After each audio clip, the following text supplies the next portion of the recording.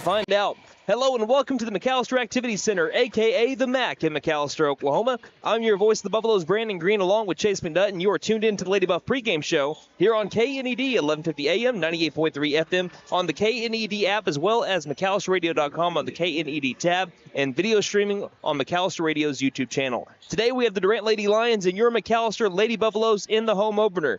We will get into pregame talk on the Lady Buffs here in just a moment. But first, Chase McNutt makes his debut at color commentary and stats for McAlester basketball. Partner, we'll get to have you on the broadcast a few times this season. You saw how the boys dominated 6 days ago and how the Lady Buffs stood tall against Tahlequah until the very end. Being an alumni of McAlester basketball, how ready are you to cover game number 2 for these two programs, especially against a rival like Durant? I'll tell you, Brandon, it's excited. When you told me you wanted me here for the Durant game, honestly, that's more excited than I've been for to do most games this year. Durant was something different for us when I was in high school.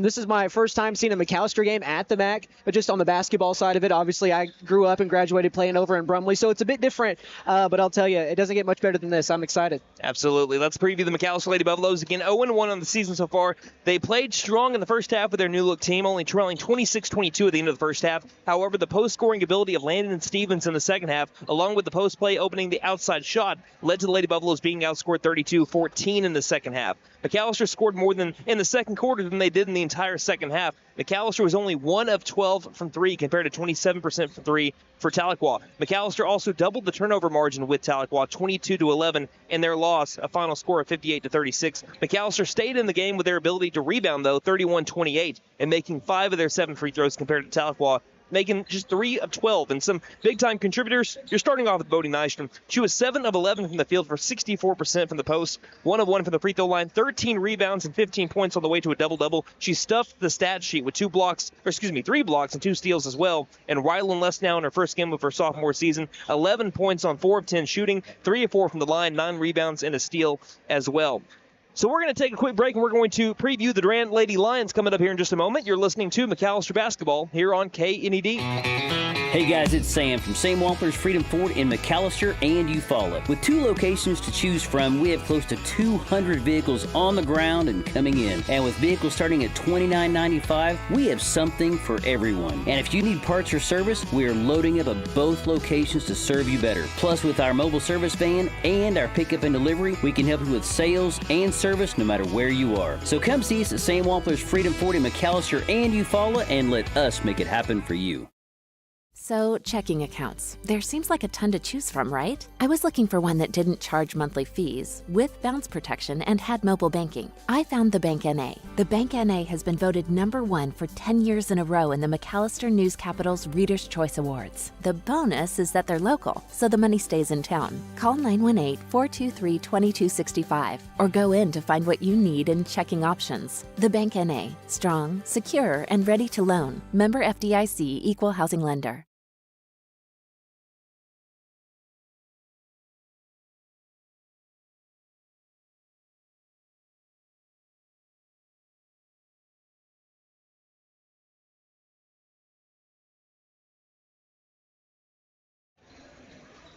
Welcome back to Buffalo Country. I'm Brandon Green along with Chase McNutt here in the pregame show. We preview your Lady Buffaloes. Now let's take a look at McAlster's opponent, the Durant Lady Lions, led by 6th-year head coach Will Robinson, who is 47-73 at the helm. But they're looking pretty good this year so far. They're 4-2 on the season. They're averaging 45.8 points per game, giving up 37.7 points per game, coming off an 11-16 season last season, where they finished 3rd in the Medill Winter Festival, 5th in the Primus Moore Invitational, 3rd in the Bridge Creek Tournament, and lost to Booker T in the area tournament. Yes, they did make it to the area tournament, but lost to Booker T, who made it to the state tournament. Lost to the Lady Hornets at 59-48. And they lost both games to McAlester last year, 44-40, and then also 54-39 back on January 26th. So we will get to those games here in just a bit. But so far this season, they're 1-1 in 5A4 district play. They beat Memorial 47-30, but lost to Coweta 40-36. And they've already done better in the Medill Winter Festival than they did a season ago. They were runner-ups, beating Hugo 54-40. They beat the host team Medill 44-42 in overtime in the final second with 2 free throws being made, and they lost to number 2 Caddo by just 5 points, 47-42, and they're getting ready to play their 3rd district game. Let's look at the district standings real quick for the girls' side. Tahlequah's at number 1. They are 2-0 on the year, and they're plus 30 in the points differential. 1-0. They're plus 15 there. At number 2, Pryor, they are 2-1, but plus 15. Sorry, I'm looking at the total. Let me start over. In district play, Pryor is 1-0 with plus 15. At number 3, Will Rogers is also 1-0 plus 15. At number 4, Coweta 1-0 plus 4. Durant is right now at number 5 at 1-1 plus 13. Edison at 6 at 0-1 at negative 15. McAlester at 7, 0-1 negative 15. And Tulsa Memorial 0-2 in district play, negative 30. In the two games between the Durant Lions, let's just look at the series first off. McAlester did go 2-0 against Durant last year, winning 44-40 in Durant, 54-39 in McAlester. The Lady Buffaloes have won 23 of the last 24 games against Durant in the past 12 years. Their only loss was in Durant back in 2023, 50-45. McAlester almost lost to Durant last year as well in Durant because the Lady Lions couldn't miss in the first half, and McAlester couldn't buy a bucket, leading to a 10-point deficit at halftime. They cooled down enough for McAlester to take the lead and win, and the Lady Buffaloes dominated in the rebound battle in both games. They're going to have to do that again here. Some big-time contributors, same ones for the Lady Buffaloes against the Lady Tigers as it was for the Lady Lions last year. Bodie Nystrom had 10 points, all 10 points from her home matchup. She was 4 of 5 from the field, 1 of 1 from 3, 1 of 2 from the free throw line, 5 rebounds and a block. And Rylan Lesnow had 8 points on 4 of 8 shooting, 4 boards and 2 steals as well. So it leads us right into some players to watch for this game, and we're going to start off with a couple of them. Bodie Nystrom, Rylan Lesnow, your first two, Chase. Yeah, and those are some familiar names for the McAlester faithful listening. Those are names that were the stars and the players to watch in softball as well. So it's no surprise there. But you talked about Nystrom for first, the senior post player. It's going to be relied upon a lot this season to be the leading scorer and rebounder, and we've already seen that already this year so far. And so another thing with, the differential and the roster numbers, McAlester tonight going to have to play a clean game, especially with having the lower number with only 7 total players. So that'll be something to watch as well. But you mentioned Rylan Lesnow as well in her first game, only a sophomore, by the way, and a huge star for McAlester Athletics already. She's already tied her career high and showed a lot more composure and discipline by staying out of foul trouble. And as I mentioned, with the lower roster number, that'll be something to watch tonight as well. And talk a little bit about Cambry Zoomer here. Yeah, and Cambry Zoomer, the sophomore, looks like she has what it takes to take over a game. She just needs to see her shot fall. She'll be a fun player to watch. I'm excited for all of these names so far just to see them tonight. But the Lady Buffs, they're hoping tonight is when that shot falls, because not only is she playing against McAlster's district rival, but also matched up against a stellar fellow sophomore in Ella Sorrells, who the Lady Buffs will need to keep maintained tonight. All right, you already mentioned kind of one key to the game and staying out of foul trouble. A couple more for the Lady Buffs tonight.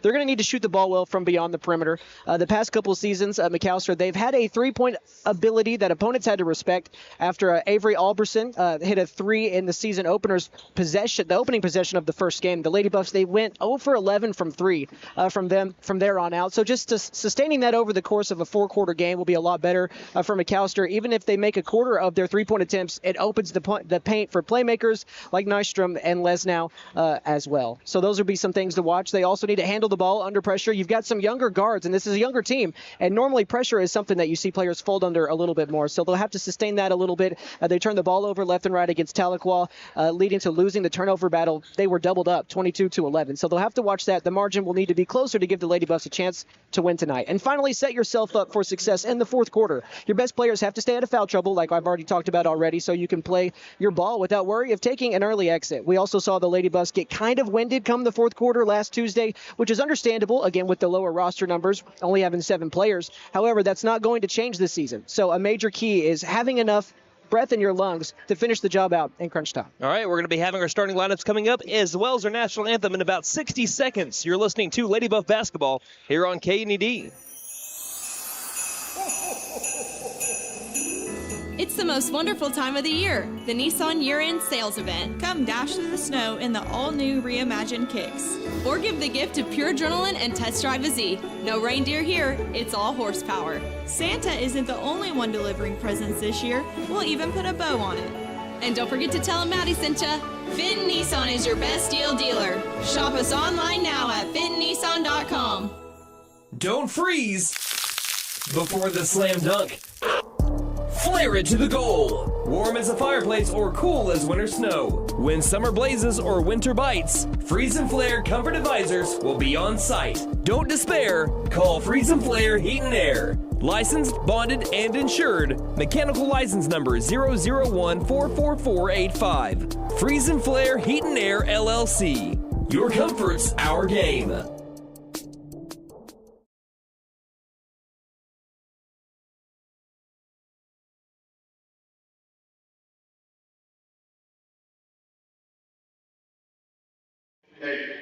Welcome back to McAlester, Oklahoma. Here at the MAC, a.k.a. the McAlester Activity Center. And so we're about to have our tip-off between the Durant Lady Lions and your McAlester Lady Buffaloes in the home opener of the 2024-2025 season. Let's send it down to our PA man for the night, Athletic Director James Singleton, for our national anthem. I don't think he's going to be singing it, but we're going to be I'd love to hear that, though. We're going to be having a national anthem here. Engage in other silent activity. We ask that you be respectful to others around you during this moment.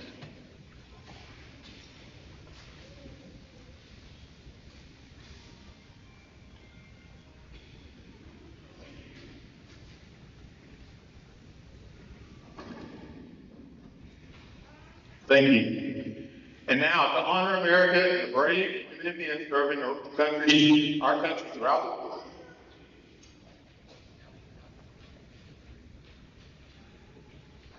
Please join us in the singing of our national anthem by MHS student Kylie Hemmings.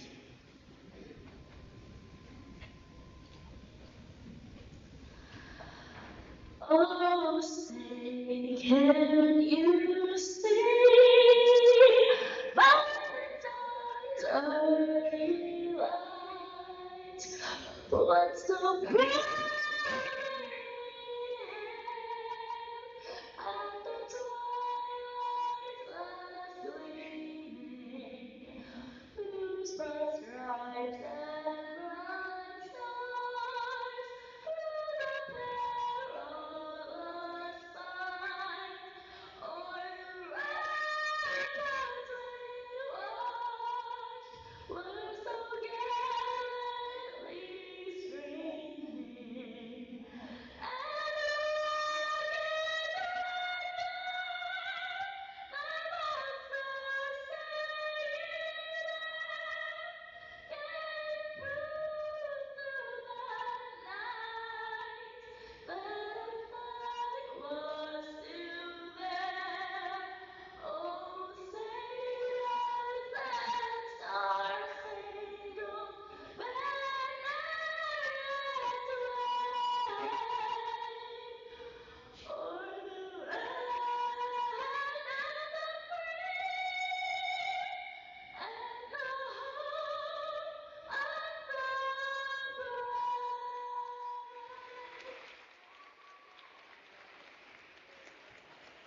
All right, buddy, you ready?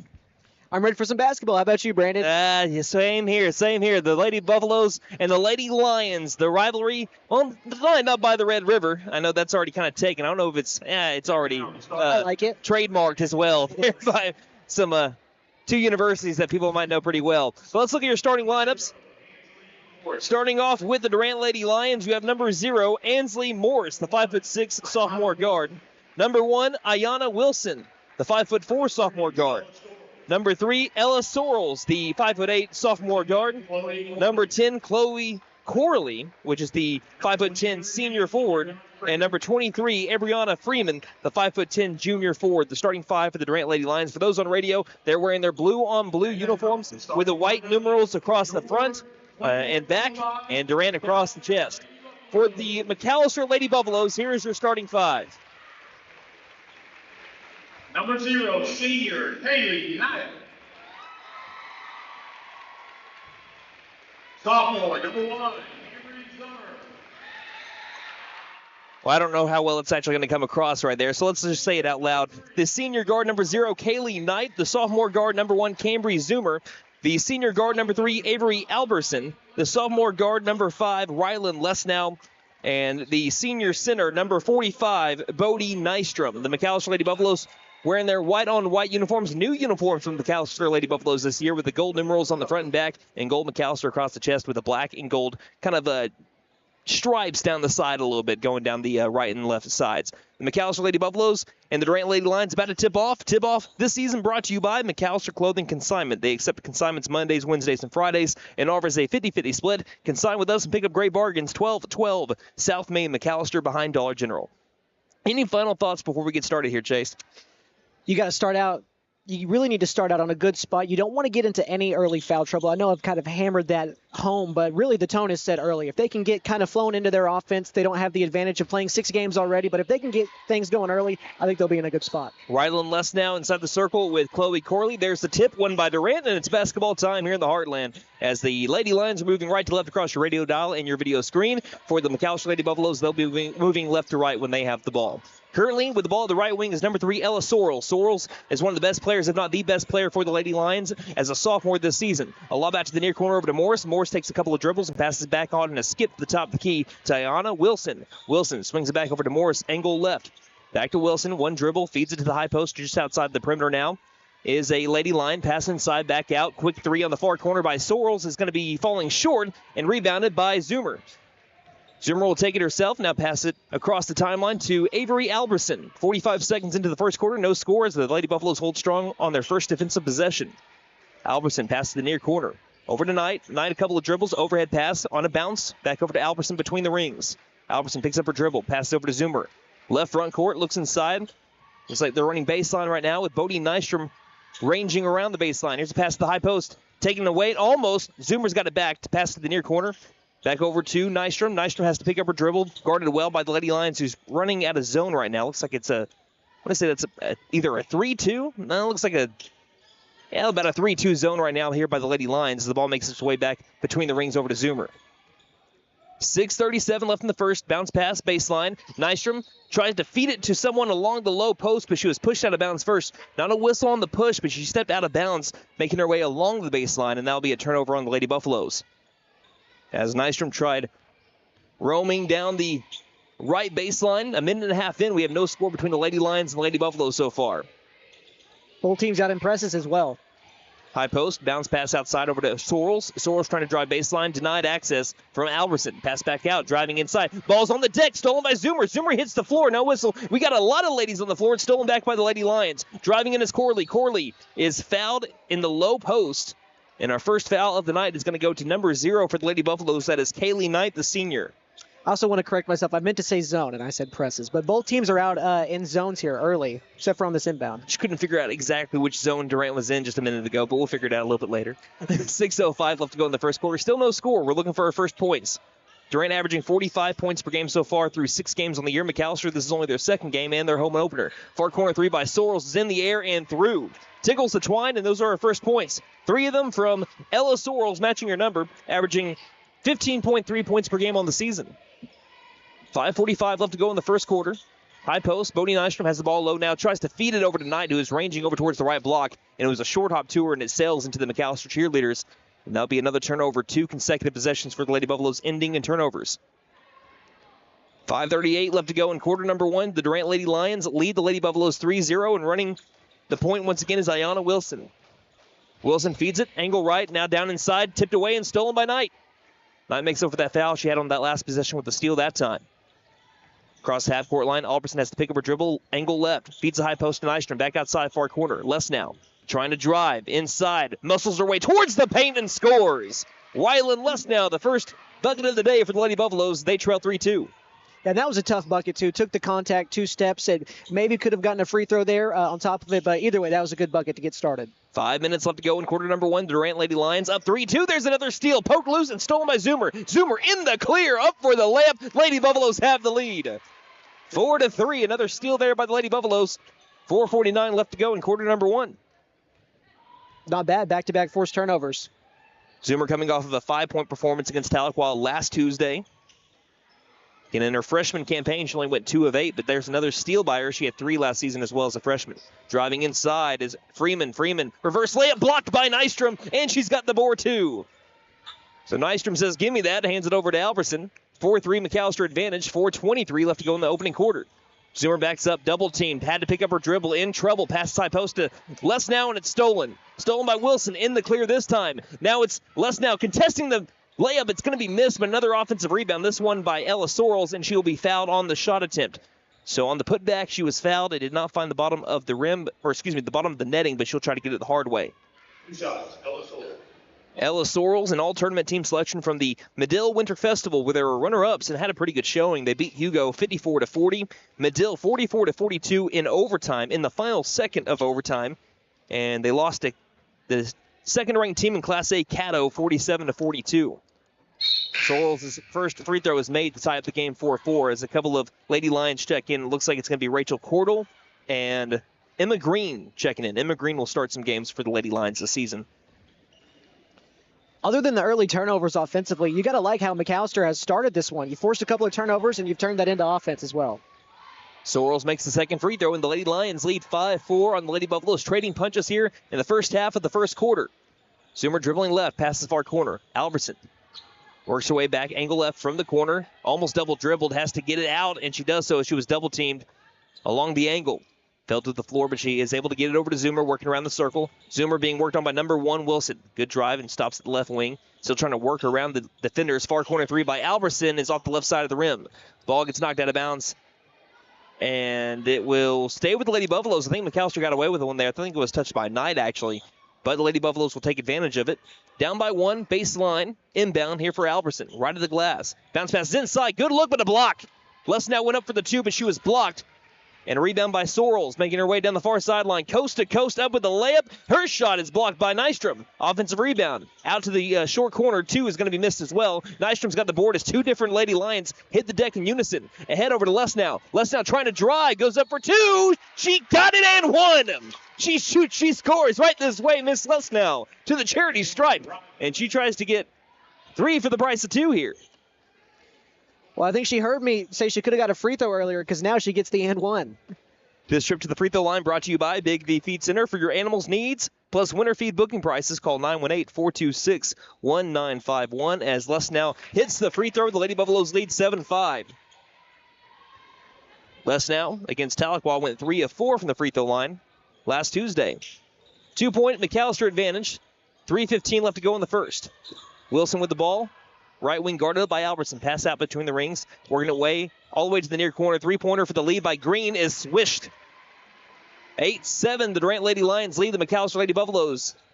Striking from downtown, 6 their 8 points so far from the 3-point line. Back outside. Albertson tries to answer from the top of the key. It's going to be a high bounce off the back iron. Offensive rebound by Zoomer. Zoomer tripped up in the mid post. And that'll be a foul on the Lady Lions. It should be their third one of the first quarter unless the... So we have that right there.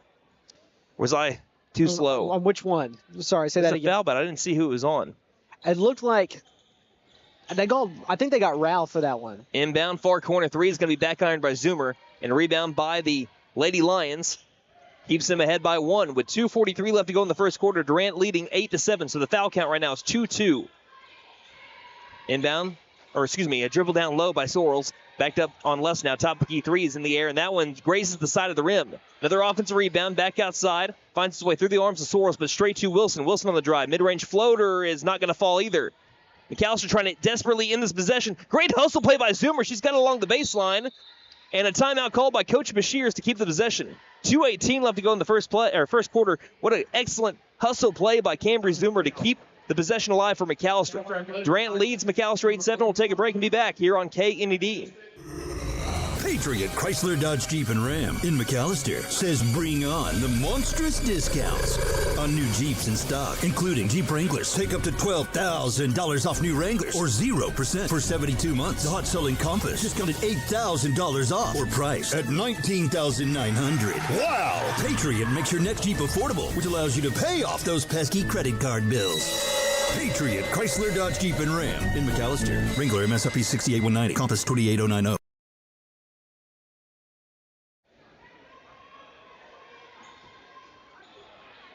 You got a good one about 6 minutes in. The Durant Lady Lions lead the McAlester Lady Buffaloes 8-7. It's been back and forth so far in the first quarter. Zoomer off the inbound goes coast to coast towards the rack, and she'll score. Fine, I'll do it myself. Cambry Zoomer acting a little bit like Thanos there. The Lady Buffaloes lead by a point. 9-8. You could say she zoomed down the court. I've used that already so much in just a game and a quarter. Uh-huh. I'm sure she's going to get tired of it by the time she's a senior. She's only a sophomore right now. Pass to the angle left here as the Lions have the ball down by 1.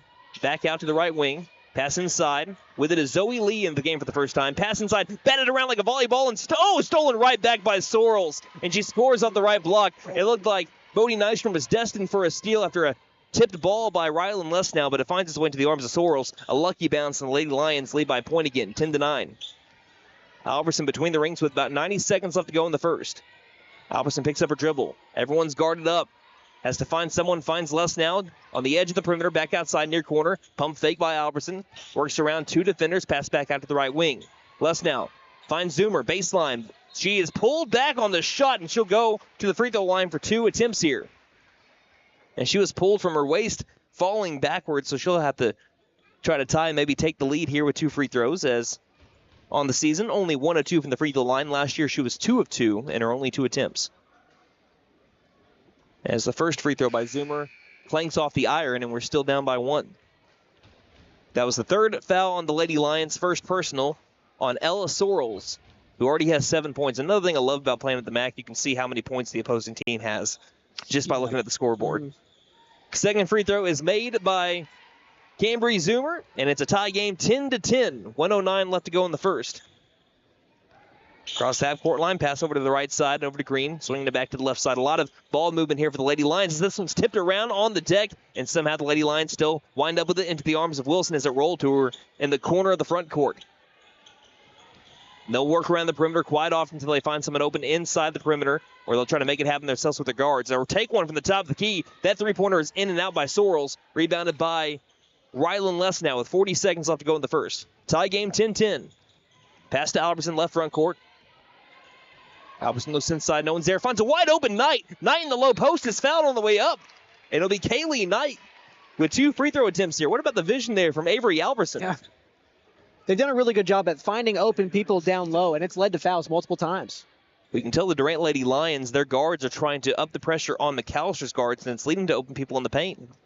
First free throw by Knight, bounces off, and it's still a tie game 10-10 as we have our first substitution for the Lady Buffaloes, and it's number 21, Taylor Williams, coming in for Bodie Nystrom. Our first substitution, 7.5 minutes into the first quarter. Second shot by Knight is in and out, and an offensive rebound by Williams, who just checked into the game. Knight feeds it inside. Les now double teamed. Reverse. Goes up for 2. Misses it off the back iron. Rebounded by the Lady Lions, and they survived that possession, and we're still tied 10-10. 17 seconds left to go in the first. Let's see if the Lady Lions won the last shot here. Pass to Morse. Morse is between the rings, feeding the high post. It sails, and it's stolen by Knight. Knight has it stolen right back from her. We'll see if it does. Zoomer has it now in the corner as it rolled away from her. 3 seconds left to go in the first, so we're going to be having a tie ball, and it will stay with the Lady Buffaloes here as they have the possession arrow. So that's interesting. I wonder if that's still thrown in there technically as a turnover on Knight, since she didn't end up losing possession there? I would say no, probably, since McAllister still had the ball. Now, if that would have went to the Lady Lions, I would have officially called that one a turnover, I think. Inbound over to Zoomer. Zoomer ahead over to Albertson, and there is no half-court shot attempt, and that will be the end of the first quarter. This is what you want rivalry games to be. Tied up 10-10 after 1 quarter of play. We'll be back with the second quarter here on KNED. McAlester Direct Primary Care offers 24/7 access to your provider, deeply discounted rates on labs and imaging, more time with your provider, same-day or next-day appointments, and even home visits for a flat monthly membership fee. We now offer hormone replacement therapy in addition to our other services. For more information, please stop by our office, McAlester Direct Primary Care at 6th and Carl Albert, or give us a call at 918-233-6522. Stipe Law Firm, your first call when the unthinkable strikes. For over 80 years. We focus on wrongful death, personal injury, truck and oil field accidents, insurance bad faith, probate, end-of-life preparation, and Social Security disability claims. We are here to advocate for you in all of your legal needs. We are a full-service law firm with over a century of experience representing Oklahomans across the state, professionally and discreetly. We win our cases in courtrooms, not on social media. Call today, 918-423-0421, or go online to stipelaw.com.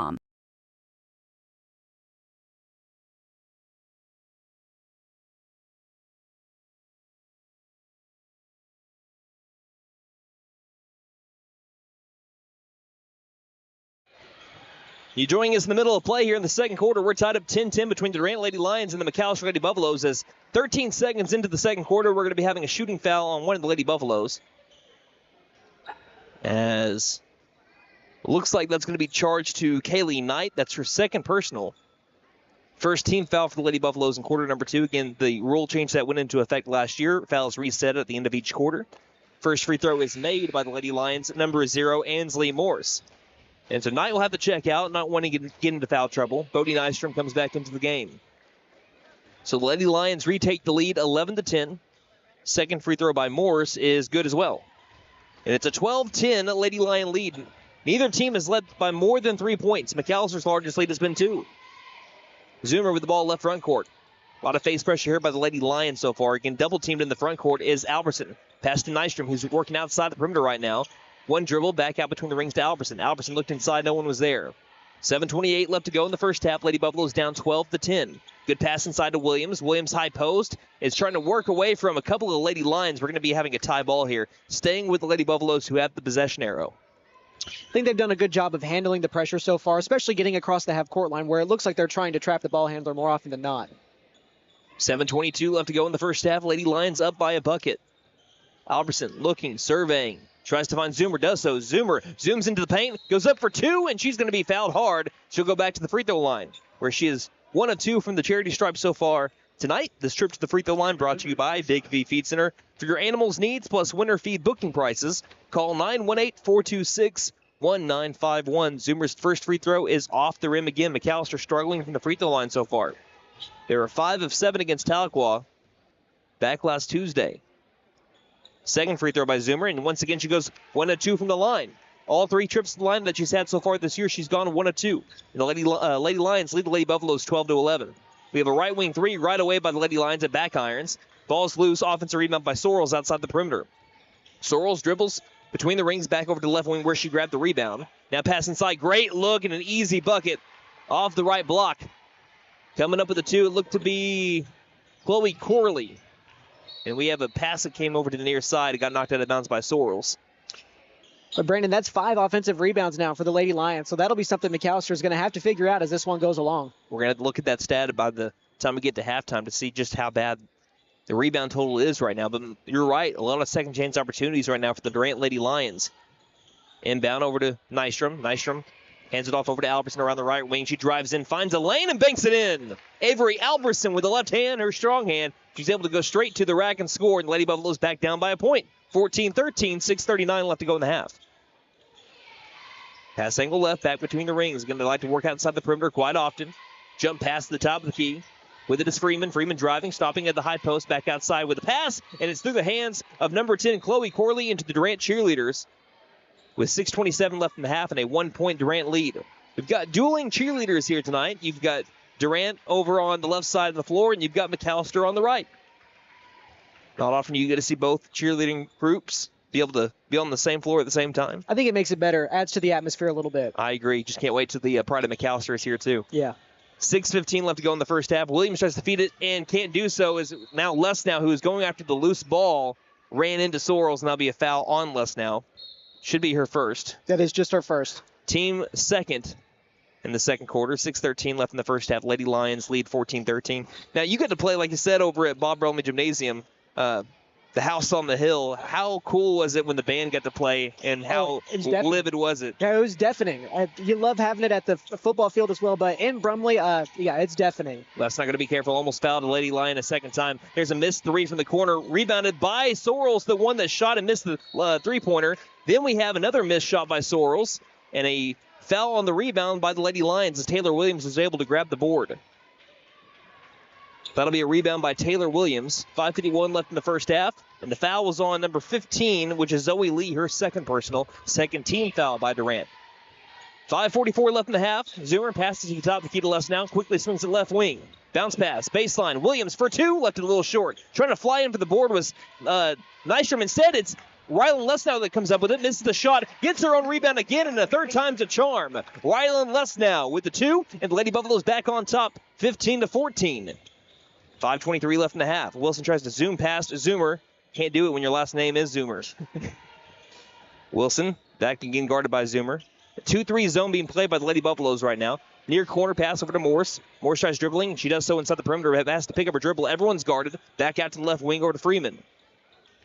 Freeman looks inside, passes between the rings, swings quickly over to the right wing to Wilson. Wilson looks inside, chest pass to the top of the key over to Morris. Morris now to the left wing. Pass inside, double team, ball comes loose, taken back by Wilson. Wilson driving, and we have a foul called on the way up. I believe it was Avery Alberson that's going to be charged with the foul. And that'll be 2 free throws on the way. And it will be on Alberson. Wilson, And you mentioned it, Chase. You kind of signaled 2 to me. That's her second personal foul. She's the second Lady Buff with 2 fouls. It's not, break the fire alarm case or anything situation yet, but that'll be something to watch. First free throw by Wilson finds its target. It's tied up 15-15 last year in the series. Against the Lady Buffaloes, Durant was phenomenal from the charity stripe, 90% through 2 games. They do miss that free throw, and the announcer jinx is real. That's actually their first miss. Zoomer gets the rebound, falling to the floor to try to grab it, and she passes it backwards over to Alberson, and we are once again tied up 15-15 in this defensive battle. Alberson passes inside. It's Freeman battling with Nystrom, and we're going to have a tie ball here, and it's going to go to the Lady Lions, so that'll work as a steal there for Durant. 4:39 left to go in the first half. That's the 4th steal for Durant as well, so they've been very active defensively. Last year, Durant averaged 10 steals per game against McAlester. Lady Buffaloes still won both those games. 4:30 left to go in the first half. Pass the near corner. With it is Morris. Morris, cross-court back to the top of the key. Feeding it low post. Trying to back up a Lady triple team back outside. 3-pointer on the way by Morris is missed, but she was fouled on the shot. Well, take it back. It's going to be on the floor. That's the second time that McAlester has done that.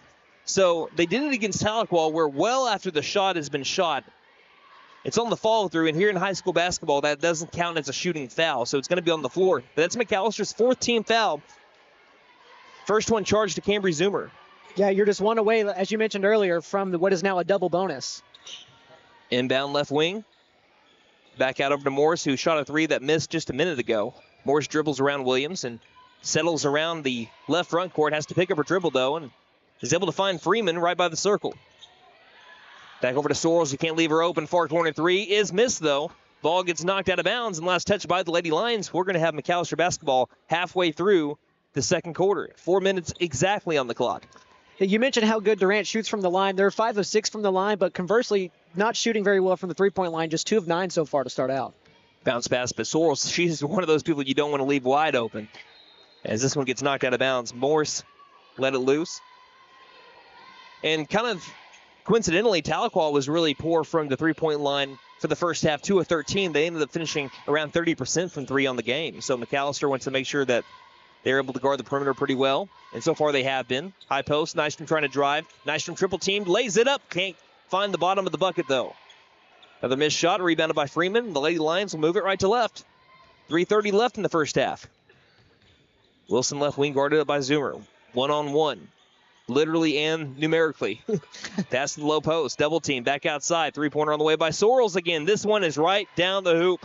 That's why you can't leave Sorrells open. Coach Bashirs noticed that as well. She takes the timeout. Lady Lions lead 18-15 with 3:17 left in the first half here on KNED. Running into an old friend is nice. Running into a total stranger, well, not so good. Now, you don't need help from Buck Wilson Frame and Body Shop for those greetings with friends, but if you have one of those unwanted encounters with a stranger, give Buck Wilson a call at 918-423-3161. They are expert craftsmen, specialists. They can straighten out your situation. Buck Wilson Frame and Body Shop, 103 East Oklahoma, McAlester. Again, call 918-423-3161.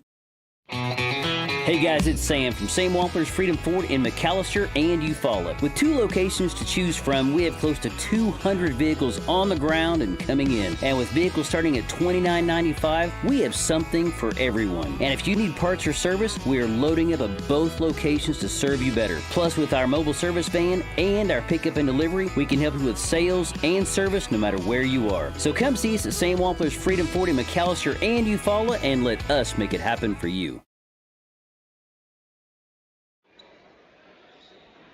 Before we turn it over to Chase McNutt here, as the Lady Buffaloes trailed the Lady Lions 18-15, 3:17 left to go in the first half. Don't harass me right now. My wife is listening. She says cheerleading groups, laughing emoji. It's a squad. As you might have known, my wife is a cheerleader alum from Atoka. As we have a ball on the deck right now, we have a tie ball. It's going to stay with the McAlester Lady Buffaloes as we had it rolling all over the place. But yeah, my wife is a former cheerleader, so she was quick to tell me that. But you saw something pretty interesting looking at the stats in between the timeouts there. Yeah, we kind of thought maybe Durant would be leading the rebounding margin, but as McAlester turns it over, Durant actually trailing McAlester in the rebounding margin. Sorrells driving in, the 2 is up, and we have a charge! A charge! And the Lady Buffaloes will get the ball back. That'll be a turnover on Sorrells and a foul. That'll be her second, team third for the Lady Lions. I think it was Zoomer, the one that was able to collect the contact, either her or Alberson. Zoomer zooms between two defenders, passes to the left wing. Good look for Alberson for three. Painted gold. Avery Alberson ties the game 18-all with 2:40 left to go in the first half. What a look, Cambry Zoomer to Alberson.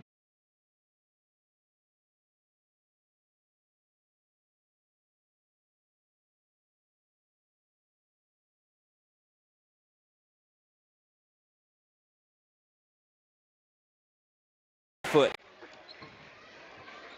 Running stats for the first time tonight is Chase McNutt. How are you doing after that possession? That was brutal. That was brutal. Oh, man. Felt like a heavyweight fight.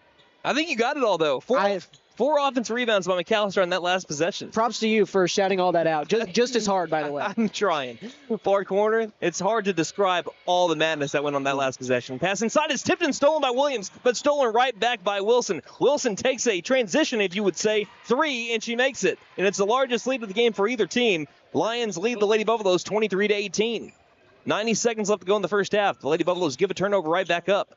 Zoomer had trouble with the dribble, tries to pass the high post and throws it right to the foot of Williams, and it sails out of bounds. Another turnover on the black and gold. And checking in for the first time today will be Shiley Mason, the senior. Mason checks in for Williams. 5-point Durant lead, 1:24 left in the first half. Working away across the timeline will be Wilson. Straight down the middle of the floor, passes angle right. Back over, Zoomer nearly had the steals to find its way to Rachel Cordell. Cordell to the left wing to Wilson. Wilson just hit a three not too long ago. Cross-court pass to the right wing. Finding the lady in the corner. Three-pointer on the way by Emma Green. No relation. Is going to miss a little bit short and roll out of bounds. Last touch by Lady Buffalo, who couldn't handle it off the bounce. That's the one thing to play in a zone, though. You are susceptible to open three-point shots, and props to Durant. They've hit a few now recently. 1:04 left in the half. 23-18 inbound right wing on the drive is number 4, Cordell. Cordell back outside. Top of key 2 is going to be missed. High bounce, rebounded by Zoomer. Zoomer, 1-on-2, now 2-on-2 in transition. Driving down the floor, ran into a Lady Lion, and will have a charge on Zoomer. I didn't know if she had her feet set. Rachel Cordell was the one that drew the contact, and that'll be the second foul on Zoomer. And now that moves the Lady Lions into the bonus for the remainder of the quarter, which only 54 seconds left in it. Yeah, that's a tough call either way. Referee is a thankless job and stuff like that. True. Those are hard calls to make, but I'm with you. I don't think her feet were set, but also I think Zoomer may have been a little out of control. That's true, too. And Zoomer with her hands up in the air nearly gets a steal here. We're going to have a timeout called by Coach Robinson. And based on the reaction of Robinson, I don't know if he truly wanted to call the timeout. 38 seconds left to go in the first half. We'll take a 30-second and be back. Lady Lions lead the Lady Buffaloes 23-18 on KNED. So, checking accounts. There seems like a ton to choose from, right? I was looking for one that didn't charge monthly fees, with bounce protection, and had mobile banking. I found the Bank NA. The Bank NA has been voted #1 for 10 years in a row in the McAlester News Capital's Reader's Choice Awards. The bonus is that they're local, so the money stays in town. Call 918-423-2265 or go in to find what you need in checking options. The Bank NA. Strong, secure, and ready to loan. Member FDIC, Equal Housing Lender.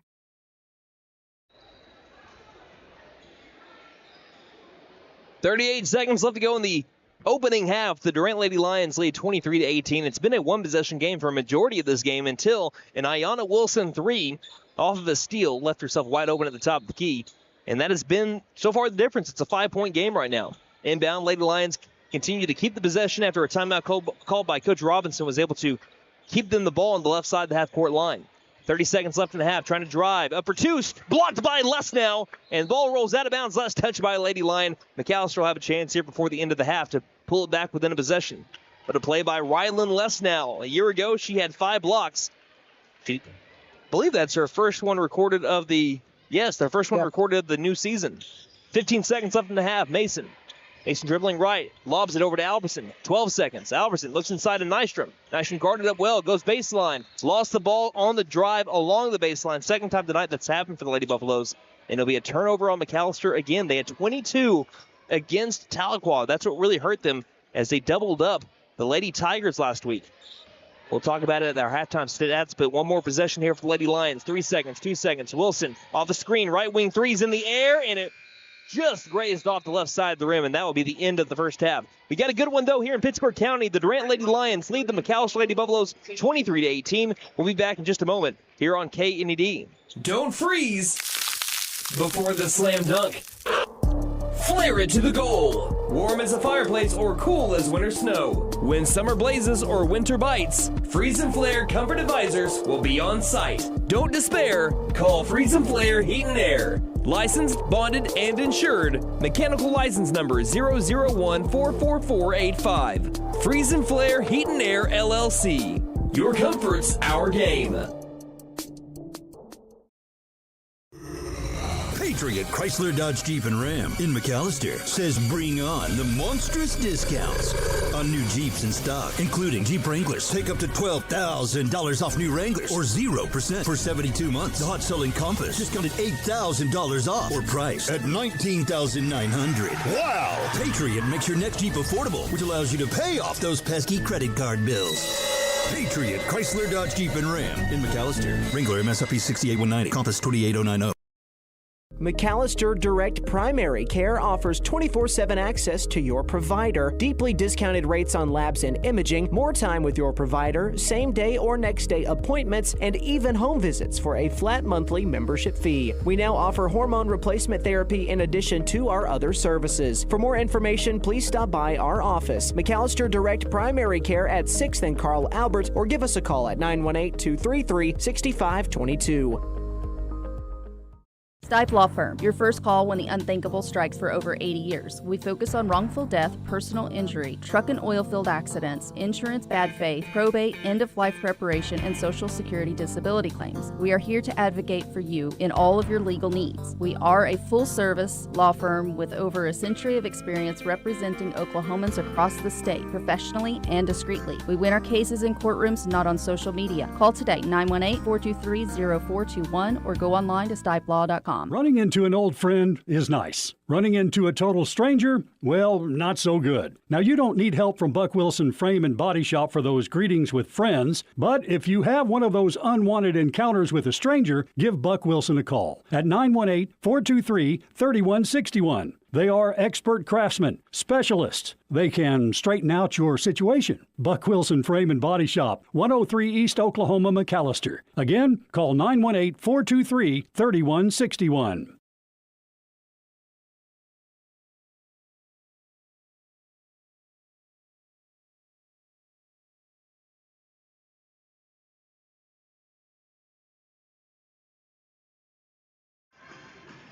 Well, we got a good one so far here in Pittsburgh County. In the home opener, the Durant Lady Lions lead the McAlester Buffaloes 23-18. It's been a little while since the Lady Lions have defeated McAlester here in McAlester. It's been 12 years since the Durant Lady Lions last beat McAlester. It wasn't on the score, though. It's back up Bob Brumley Gymnasium. So we'll see if the Lady Lions can hold on or if the Lady Buffaloes can continue to have historic success as they've had against Lady Lions for the last 24 games now. The Black and Gold have won 23 of the last 24 against Durant. It's now time to look at your halftime stats, brought to you by First Realty, 602 South 2nd Street, McAlester. Call 918-423-3122 or visit first-realty.net.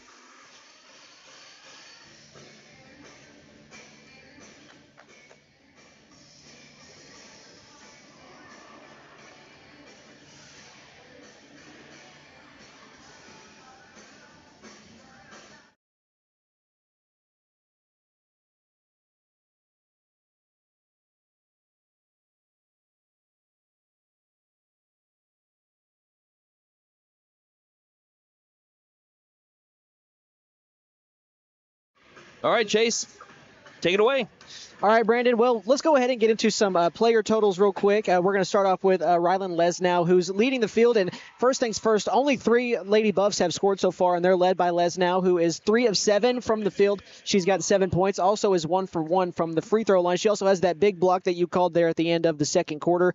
And she's got 4 rebounds, 3 of those being on the offensive side as well. And behind her is Zoomer, who's got 6 points. Right behind her, she is 2 for 3 from the field. She's knocked down 2 of 4 from the charity stripe as well. And she's got 6 rebounds as well, 6.6 rebounds. She's got 2 offensive boards, 4 defensive, and that was in the middle of that whole sequence that we saw towards, again, the end of the second half, or the first half, I beg your pardon. She had 2 steals as well to go along with that. And then it was Alberson, had 5 points, knocked down the only 3. And correct me if I'm wrong, but you mentioned she's the only Lady Buff to knock down a 3 this season so far in the 2 games. So she's continued that. She's 1 for 4 from deep, 2 for 5 from the field for 5 points. Those are the 3 Lady Buffs that have scored so far on the team side of it, you already know the score, 23-18. Durant is leading the way, but they both have made the same number of shots. McAlester has shot 4 less to Durant, they've shot 20. McAlester have shot just 16. And the reasoning for that is really on the turnover side of it. McAlester, they are leading the turnover margin, and not in a good way. They've got 7 turnovers. That's 3 more than Durant. But, I mean, it's not like it's a wide margin. You would want that to be lower, but the fact that you're playing it close makes you feel a little bit better. They have 5 steals as well, which, again, goes into that as well, so I would need to update that. I believe that would be 5 turnovers then. So for McAlester, they look like they are down 12 turnovers to 9 is what it looks like. 12 to 9, yeah, that's what it is. So 12 overall, and of those 9 turnovers, 5 of them are steals for McAlester. So they've been just as active as the Lady Lions have been. And for McAlester, I think they just need to keep doing what they're doing. They're getting a lot of good shots, open shots, being patient. It's just the turnovers, so I really think is what did them in that first half. All right, so keys to the second half for you, Chase. Well, you already kind of mentioned some of them. Yeah. Well, I can get to it. Yeah, I'll get to it a little bit more. I would say you're continue to win the rebounding side of it, because if you can do that, you're going to keep yourself in the ball.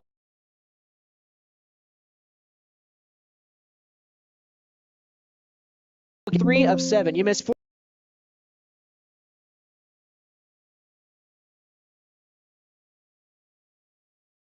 And I think they're only down 5, so it's not like they did anything too bad. But if you can work on just knocking down some free throws and just continue to play turnover-free ball, I think they'll be in a good spot with nobody really in foul trouble so far. Yep, and those are your halftime stats. That's a good thing to point out. I don't think, like you said, McAlester, no one with 3 fouls right now. Everyone's got 2 or less, which you have to have. And I know we're going to say this a lot this season, but when you only have 7 players on the varsity roster, if you can have all your players be under 3 fouls, you're looking pretty good going into the second half. And one of your keys to the game was set yourself up for success in the fourth quarter. So far, it's looking like the Lady Buffaloes are doing so that way. Yeah, for sure. And real quick, I want to mention, I know they've only got 7 players on this team, but I'll tell you, they all play equally as hard. And it's tough to do that when you're playing a zone. It's a lot of sprinting, filling different spots, knowing where you have to be.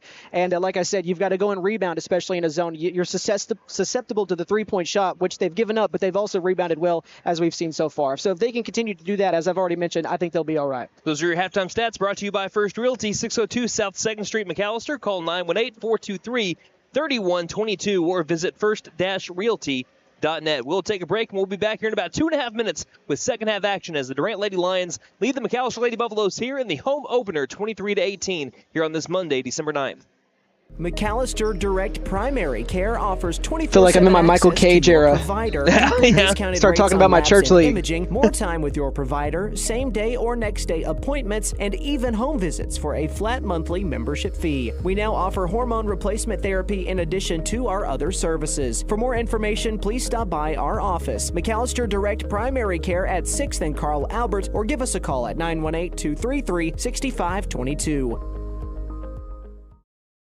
Stipe Law Firm, your first call when the unthinkable strikes for over 80 years. We focus on wrongful death, personal injury, truck and oil field accidents, insurance bad faith, probate, end-of-life preparation, and Social Security disability claims. We are here to advocate for you in all of your legal needs. We are a full-service law firm with over a century of experience representing Oklahomans across the state, professionally and discreetly. We win our cases in courtrooms, not on social media. Call today, 918-423-0421, or go online to stipelaw.com.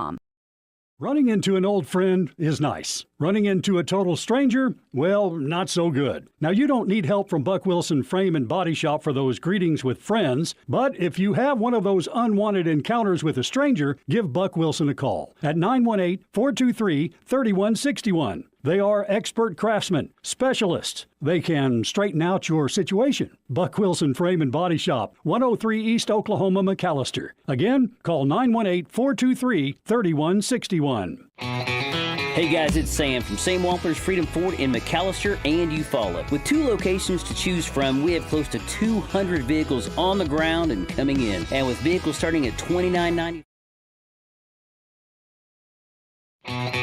Hey guys, it's Sam from Sam Wampler's Freedom Ford in McAlester and Eufaula. With 2 locations to choose from, we have close to 200 vehicles on the ground and coming in. And with vehicles starting at $29.95, we have something for everyone. And if you need parts or service, we are loading up at both locations to serve you better. Plus, with our mobile service van and our pickup and delivery, we can help you with sales and service no matter where you are. So come see us at Sam Wampler's Freedom Ford in McAlester and Eufaula and let us make it happen for you.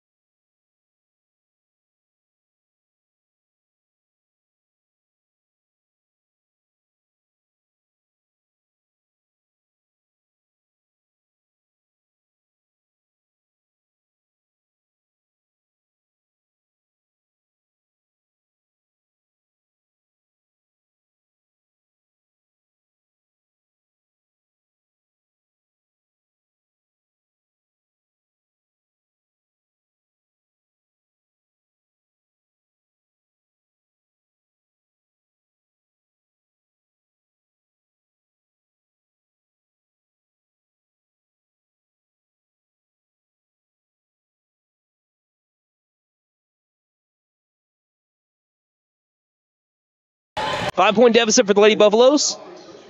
Albertson dribbles over to the left front court, passes ahead over to Nystrom, takes a bump, no whistle. Ball still on the deck, rolls towards the corner, and it's last touched by the Lady Lions. They'll stay with McAlester Lady Buffaloes. And it looks like we're back and good on the YouTube side of things when it comes to the audio. Shout out to our video director, Downtown Nate Brown, for making that work once again. So we have an inbound that goes to no one. A McAlester inbound, and they threw it to the corner, and there was no one there. So another turnover on the Lady Buffaloes. This one will be inbounded by the Durant Lady Lions in front of the McAlester bench with 5:29 left in the third quarter. Lady Lions lead Lady Buffaloes 27-22.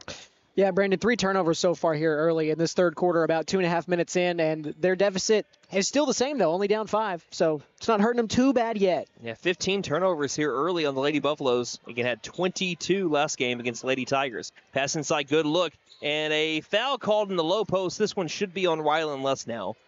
And 2 free throws will be on the way for Chloe Corley, the 5'10" senior forward. Less now second personal. First team foul by either team here in the third quarter. Corley's first charity stripe attempt is missed.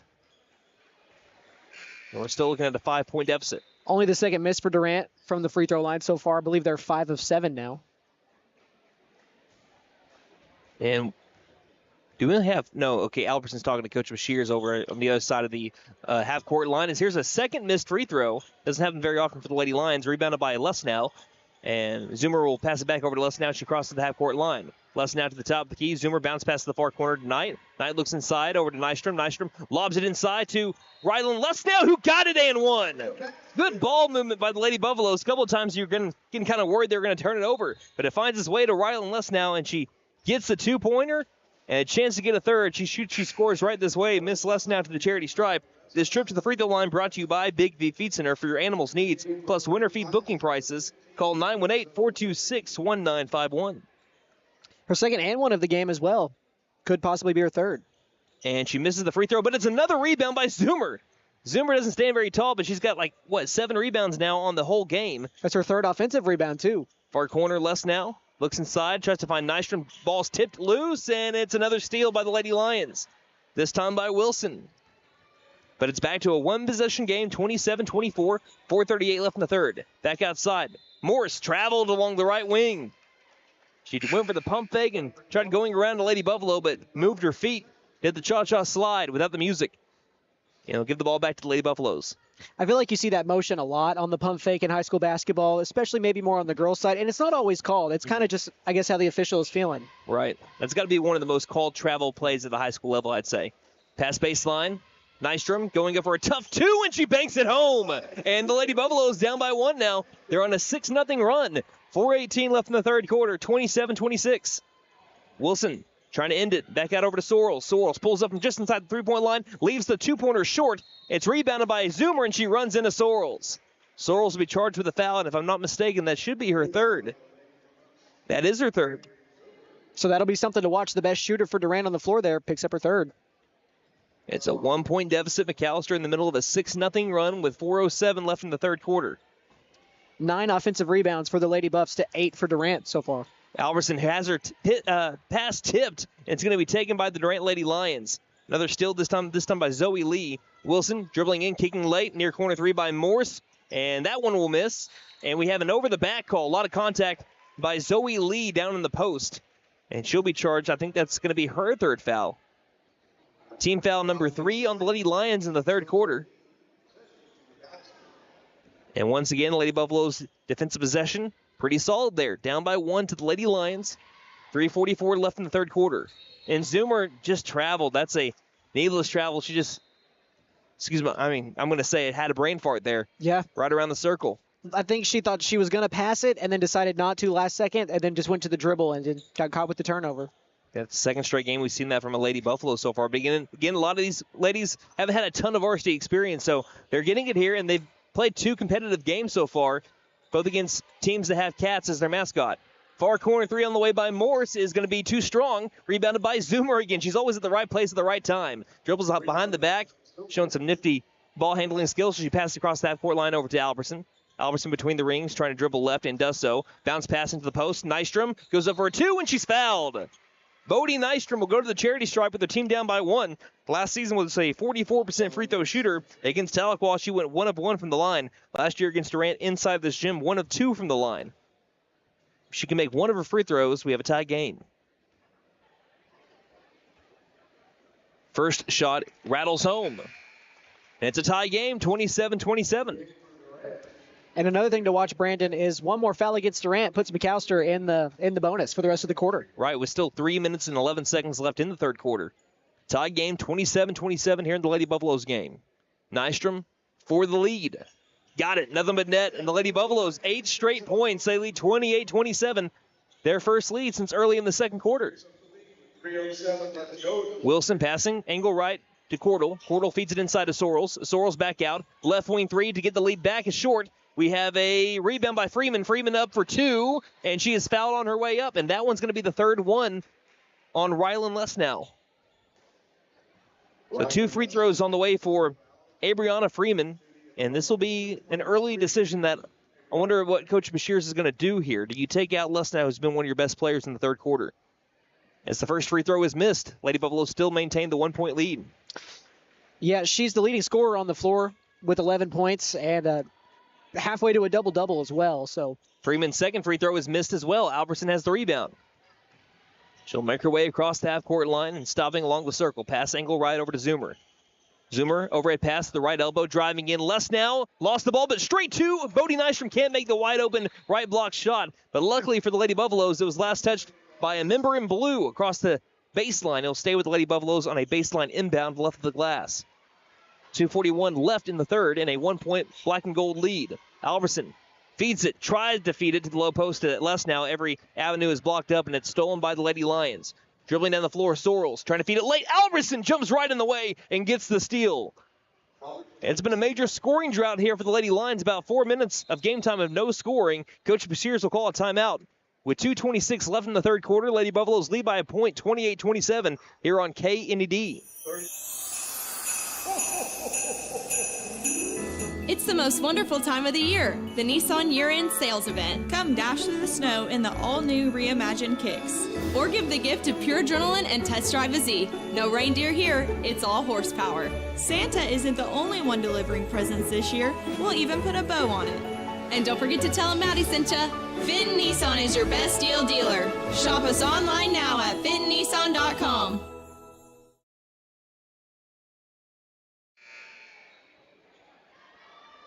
The McAlester Lady Buffaloes defense has really shown up. I guess you could call it the Black Death defense over the last 4 minutes. Has held the Lady Lions scoreless. They've scored 8 points in the time span there to go up 28-27. Zoomer has the ball currently at the top of the key.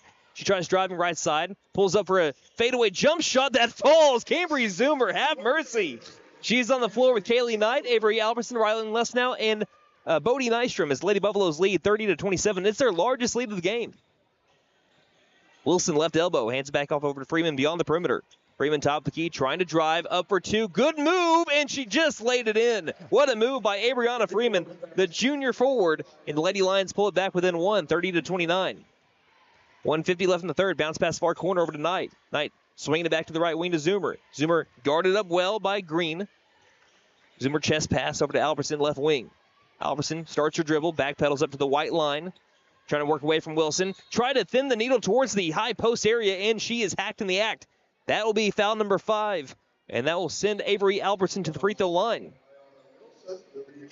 Yeah, that's huge, especially with over a minute and a half left, and things can really slow down in this third quarter if Durant gets a little bit more, handsy as they have been so far in the quarter. I'm not going to mention the stat unless it happens because I believe in the announcer jinx. I do as well. 1:36 left to go in the third quarter. I'm the guy that won't mention a no-hitter, but I'll say, hey, something's happening. Albertson's first free throw is made.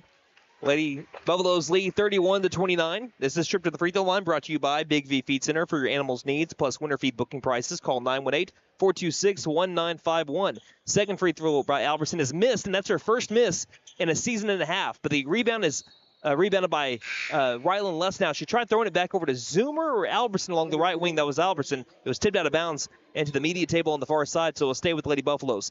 So, yes, last year Avery Albertson was 8 of 8 from the free throw line. This year, that was her first miss. Not bad. On the drive in, Zoomer lost the ball, gathers it back deep into the corner, and she double dribbled. Yeah. She had to dribble to the corner, picked up the ball, and tried dribbling again. You just can't do that. So a turnover on the Lady Buffaloes, but they still lead by 2, 31-29, 1:26 left in the third quarter. Imagine not missing since your sophomore year and you're a senior from the free throw line. Wow, yeah, I didn't even put it together like that. That is pretty crazy. In the low post, back outside, Sorrells takes a bump to the top of the key, three-pointer on the way, short, rebounded beyond the perimeter by Rylan Lesnow. Again, the Lady Lions have only scored 2 points in about the last 5.5 minutes of game time. That'll do. Zoomer lobs it to the near corner. Albertson, spot up three is off. Offensive rebound, but a foul in the process by Rylan Lesnow. That's why she was able to get the easy board. She pushed Ella Sorrells, and that'll be foul number 4 on Lesnow, and she's going to have to take a seat. And you hate to especially see that in the last minute of the third quarter. Yeah, it's tough. You hate giving up that fourth foul, but especially at the time that you gave it up with less than a minute left. Taylor Williams will check in for 31-29. And McAlester without their leading scorer for who knows how long now, as that's her 4th foul. Pass out to the left front court, Sorrells. Over to the right side, Emma Green. Emma Green on the drive. Into the low post. Good look late. And nearly a travel. Back out to the near corner. Green's got the ball. Lob pass over the top of the key. Cordell on the drive. Kicks it late over to Wilson. Wilson on the drive. Baseline. Left the shot short. Mason's also on the floor for the Lady Buffaloes. As it rolls out of bounds, McAlester will keep the possession after the missed shot. 31-29. The Lady Buffaloes lead by 2. Avery Albertson, Cambry Zoomer, Shiley Mason, Taylor Williams, and Kaylee Knight on the floor. Let's see if McAlester wants the final shot here with 20 seconds left in the third. Knight just beyond the Buffalo logo along the right wing. Pass out between the rings over to Albertson. Albertson driving through 2 defenders. Goes up for a wild 2. Misses the shot, though. 10 seconds left in the third. Lady Lions have a chance to tie or take the lead to finish off the third quarter. Right wing. Green for the lead. Got it. And it's a 32-31 game, and that will signify the fourth quarter with that buzzer. Lady Lions lead by a point as we head to the fourth quarter. Put those fours into the air, Lady Buff fans. You're listening to McAlester Lady Buff basketball here on KNED. Don't freeze before the slam dunk. Flare it to the goal. Warm as a fireplace or cool as winter snow. When summer blazes or winter bites, Freeze and Flare Comfort Advisors will be on site. Don't despair. Call Freeze and Flare Heat and Air. Licensed, bonded, and insured. Mechanical license number 001-44485. Freeze and Flare Heat and Air LLC. Your comfort's our game. Patriot Chrysler Dodge Jeep and Ram in McAlester says bring on the monstrous discounts on new Jeeps in stock, including Jeep Wranglers. Take up to $12,000 off new Wranglers or 0% for 72 months. The hot-selling Compass discounted $8,000 off or priced at $19,900. Wow! Patriot makes your next Jeep affordable, which allows you to pay off those pesky credit card bills. Patriot Chrysler Dodge Jeep and Ram in McAlester. Wrangler MSRP 68190, Compass 28090.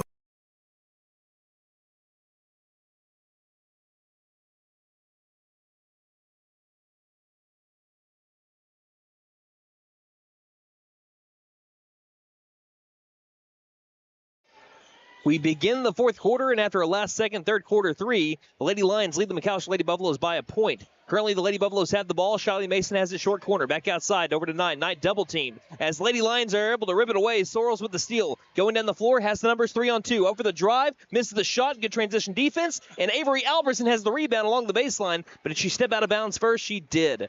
It'll go back to the Lady Lions, and what will be the 20th turnover by the Lady Buffaloes so far in this game with 7:35 left to go in the game. Again, it's a 1-point Durant lead. Bodie Nystrom, Shiley Mason, Cambry Zoomer, Avery Albertson, and Kaylee Knight on the floor for the Lady Buffaloes. Inbound to the front court, over to Ayanna Wilson. Wilson feeds it left wing, Green for another three, and this one is missed. Flying in for the board is Cambry Zoomer. Like I told you, she's all over the place on the boards.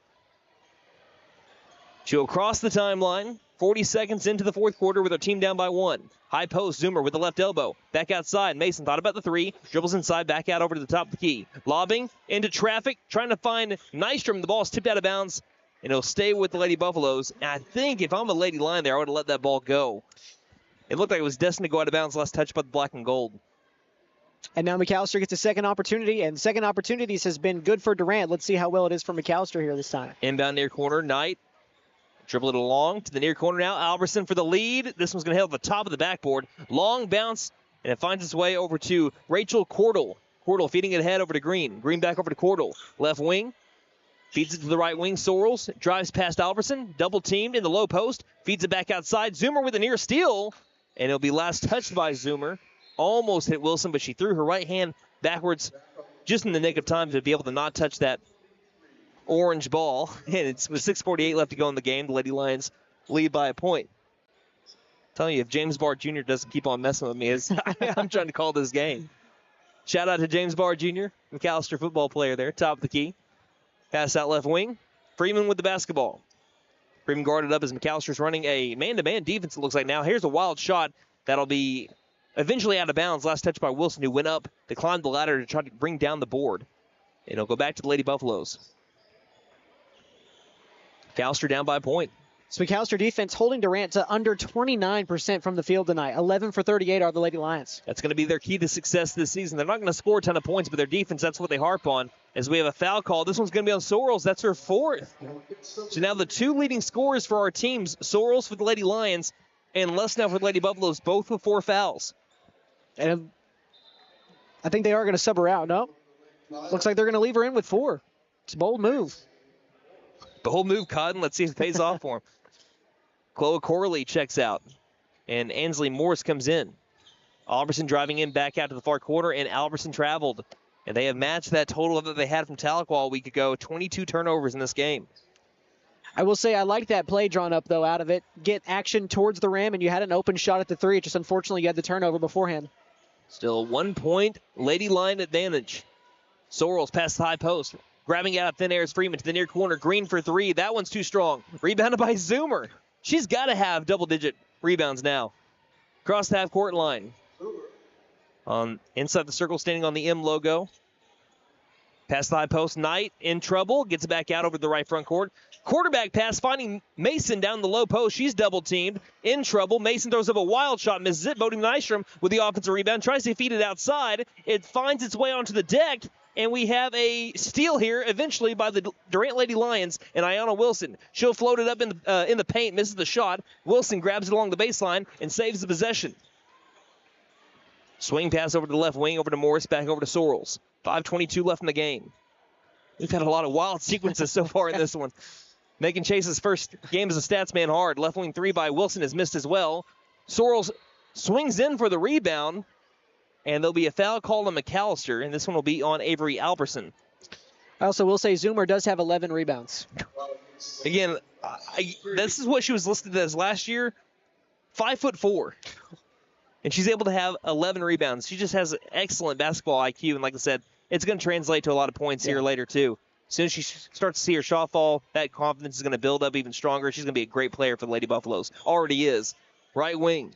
The top of the key, Wilson with the pass. Tries to drive past Zoomer to the low post, and a great move by Ayanna Wilson. Sometimes you just got to tip your cap. That time, Ayanna Wilson strengthens the lead to 34-31.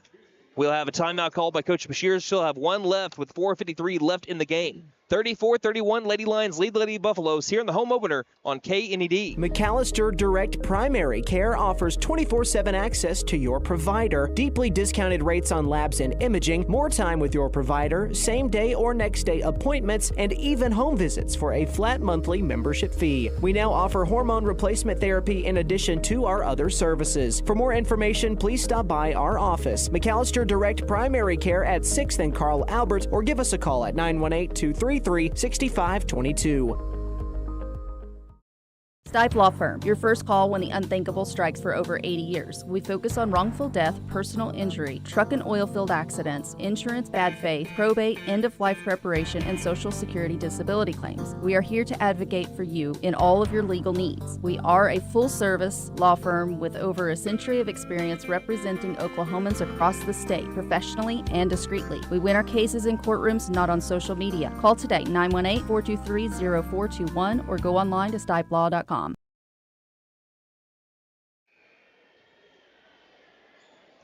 It's a one-possession game with 4:53 left in it. The Durant Lady Lions lead the McAlester Lady Buffaloes 34-31.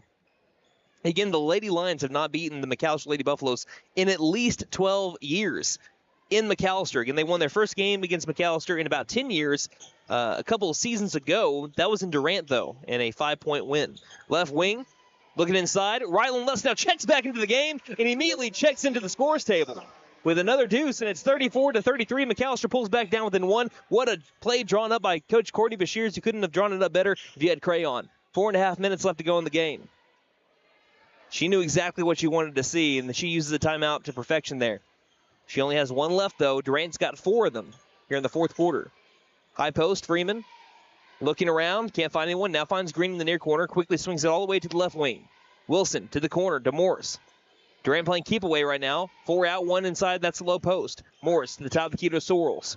The halfway through the fourth quarter. Freeman, right elbow, tries to drive on Nystrom. Passes back outside. Green for 3. Got it. Emma Green has been a thorn in the McAlester Lady Buffaloes side. She has made 3 shots, all of them 3-pointers. She's got 9 on the night, and the Lady Lions back up by 2 possessions, 37-33.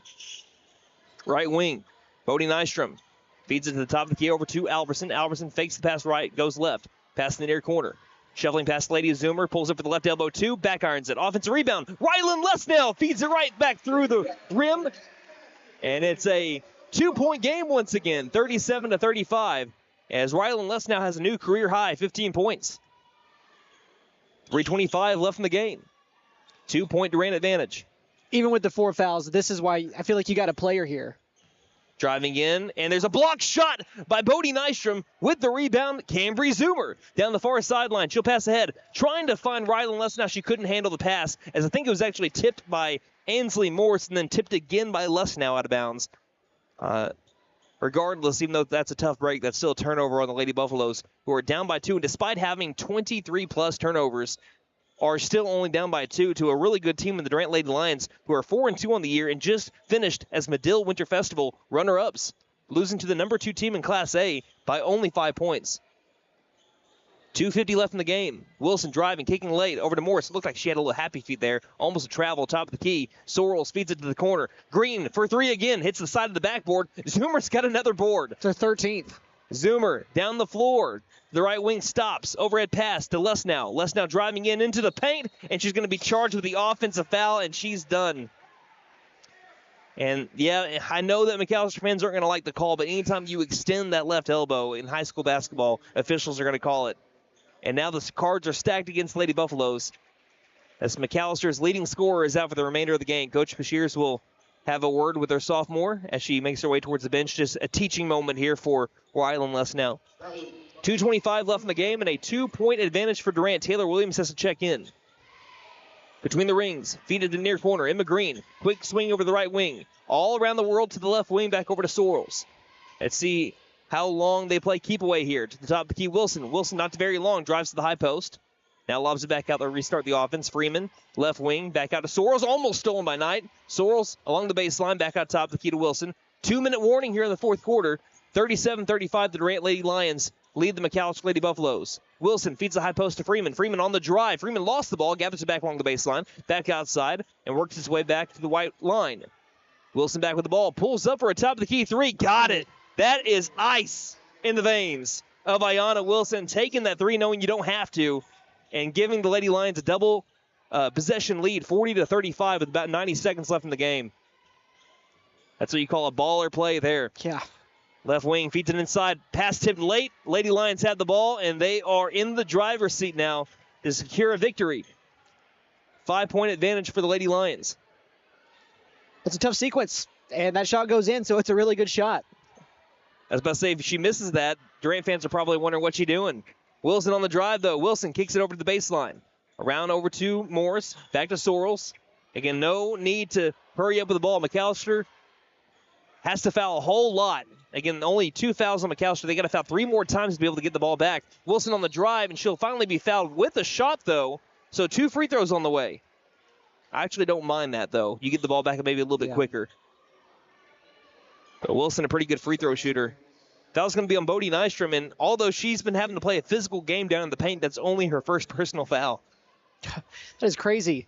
She's been big for the Lady Buffs tonight, and has really picked up in the second half offensively as well. Well, I said before this game started that this game is going to teach us a lot about the Lady Buffaloes tonight. It's the first free throw is made to make it 41-35. The Lady Lions have played against some of the top teams from the district last year. Coweta, they ended up losing just by 4 points, and they beat Tulsa Memorial 47-30. McAlester has been hanging with Durant the entirety of this game, even led here in the fourth quarter. It's the second free throw is made by Wilson, and it's a 7-point game. So even if McAlester falls in this one with a new-look team like you have in the Lady Buffaloes, they're going to be competitive. If they can continue to play good defense and start finding their shot, they're going to be a tough team you don't want to play in February, I'd say. 7-point Durant Lady Lion lead. McAlster's got to score. They got to score quick, but here's a steal by Morris, and that might just be it. That might be the dagger. And there'll be a hard foul by Zoomer. Still got to get one more foul before you send the Lady Lions to the line. 34 seconds left in the game. But just the way the Lady Buffaloes are built here, being down by about 6 or 7 points, or even down by 5 points, truly in the final minute of the game, that's not what this Lady Buffalo team is built for. Yeah. They just aren't a very good, through 2 games, 3-point shooting team. They've only made 2 3-pointers on the season. And both by Alberson. Yep. Inside the circle, Wilson will be fouled by Zoomer again. That'll be her 4th, and to the charity stripe for 2 free throws will be Ayanna Wilson, who pretty much iced the game. Again, it was a 2-point game with about a minute and 20 seconds left in it. And she pulled up for a 3. Yeah. Granted, it was wide open. If she misses that, McAlester has a chance to tie or take the lead on the next possession. But that made it a 5-point game and really just felt like the dagger. Wilson makes the first free throw, and it's 43-35. So if you're going to look at the final score of this game, and if it is double digits, you got to look at it and say it was a lot closer than what the score is going to indicate. Yeah, there's a lot of positives to take away from today as well, and we'll get into that in the stats afterwards. Wilson's second free throw is made, and all of a sudden it's a 9-point game. Coach Bashirs is going to call a timeout.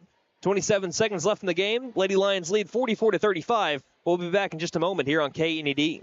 Running into an old friend is nice. Running into a total stranger, well, not so good. Now, you don't need help from Buck Wilson Frame and Body Shop for those greetings with friends, but if you have one of those unwanted encounters with a stranger, give Buck Wilson a call at 918-423-3161. They are expert craftsmen, specialists. They can straighten out your situation. Buck Wilson Frame and Body Shop, 103 East Oklahoma, McAlester. Again, call 918-423-3161.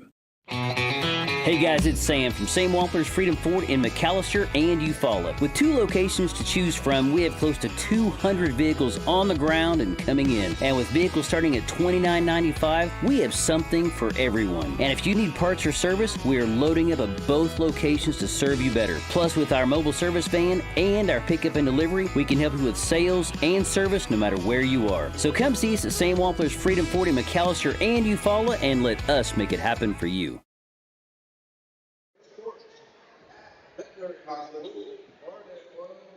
Final timeout called by the McAlester Lady Buffaloes, down by 9 to the Durant Lady Lions, 44-35. 27 seconds left in the game. Avery Albertson on the floor with Cambry Zoomer, Bodie Nystrom, Shiley Mason, and Kaylee Knight. What could be the final possession of the game for the Lady Buffaloes, who just turned the ball over too many times tonight. We'll mention that in the postgame stats. 17 seconds left. Mason, right wing, overhead, passes back over to the top of the key, feeds it left wing. Albertson spot up 3, can't go. Fight for the rebound, and he'll come up with it is Freeman. The Lady Lions will hold on to the ball with 3 seconds, 2 seconds, 1, and that's the final score. 44-35. The Durant Lady Lions defeat the McAlester Lady Buffaloes for the first time in about 12 years here in McAlester, Oklahoma, as that is a 9-point win for the Lady Lions, the team from Bryan County. We're about to have our postgame stats. That's brought to you by Barlow Built Performance and Automotive, your full-service automotive repair shop, brake work, and heat and air repair. Plus, we do MIG and TIG welding. We're McAllister's only full-time exhaust shop. From race cars to your grandma's cars, we do it all. We sell tires and wheels. Barlow Built Performance and Automotive, 1 West Monroe Avenue in McAlester, open Monday through Friday, 8 in the morning until 5 in the afternoon. Call 918-318-0323. So, Chase, take it away.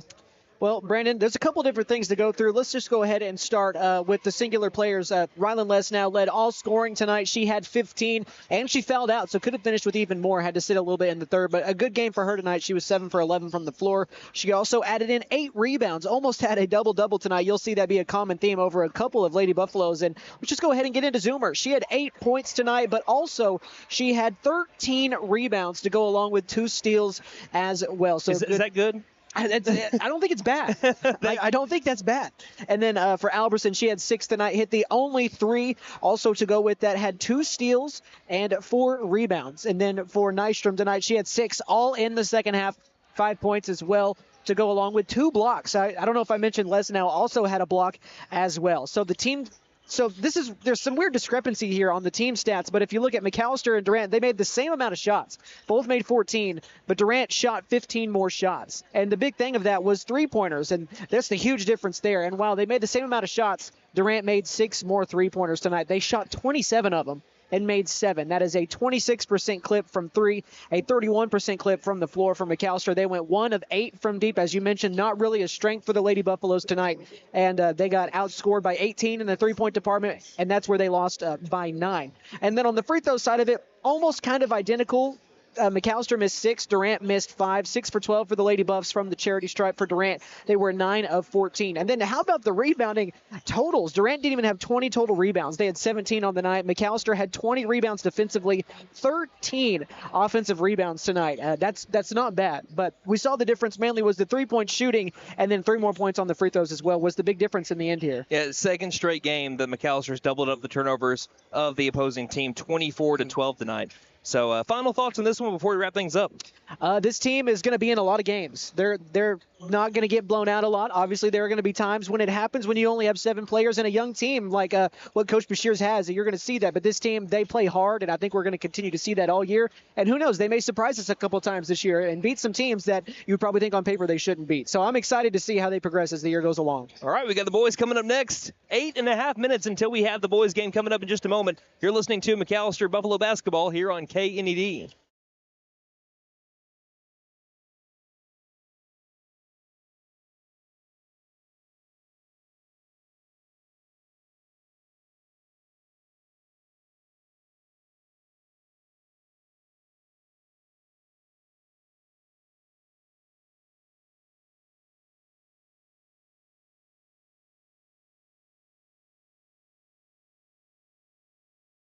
For more than 50 years, First Realty has helped the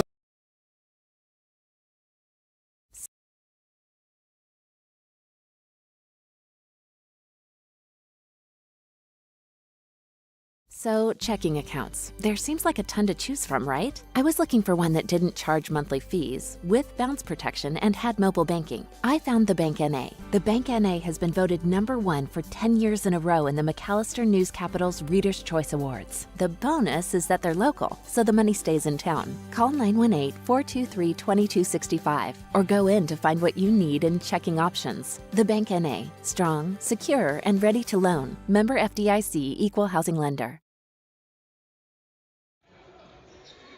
Welcome back to the MAC in McAlester, Oklahoma. We just finished up the ladies' game in which the McAlester Lady Buffaloes fell with a final score of 44-35.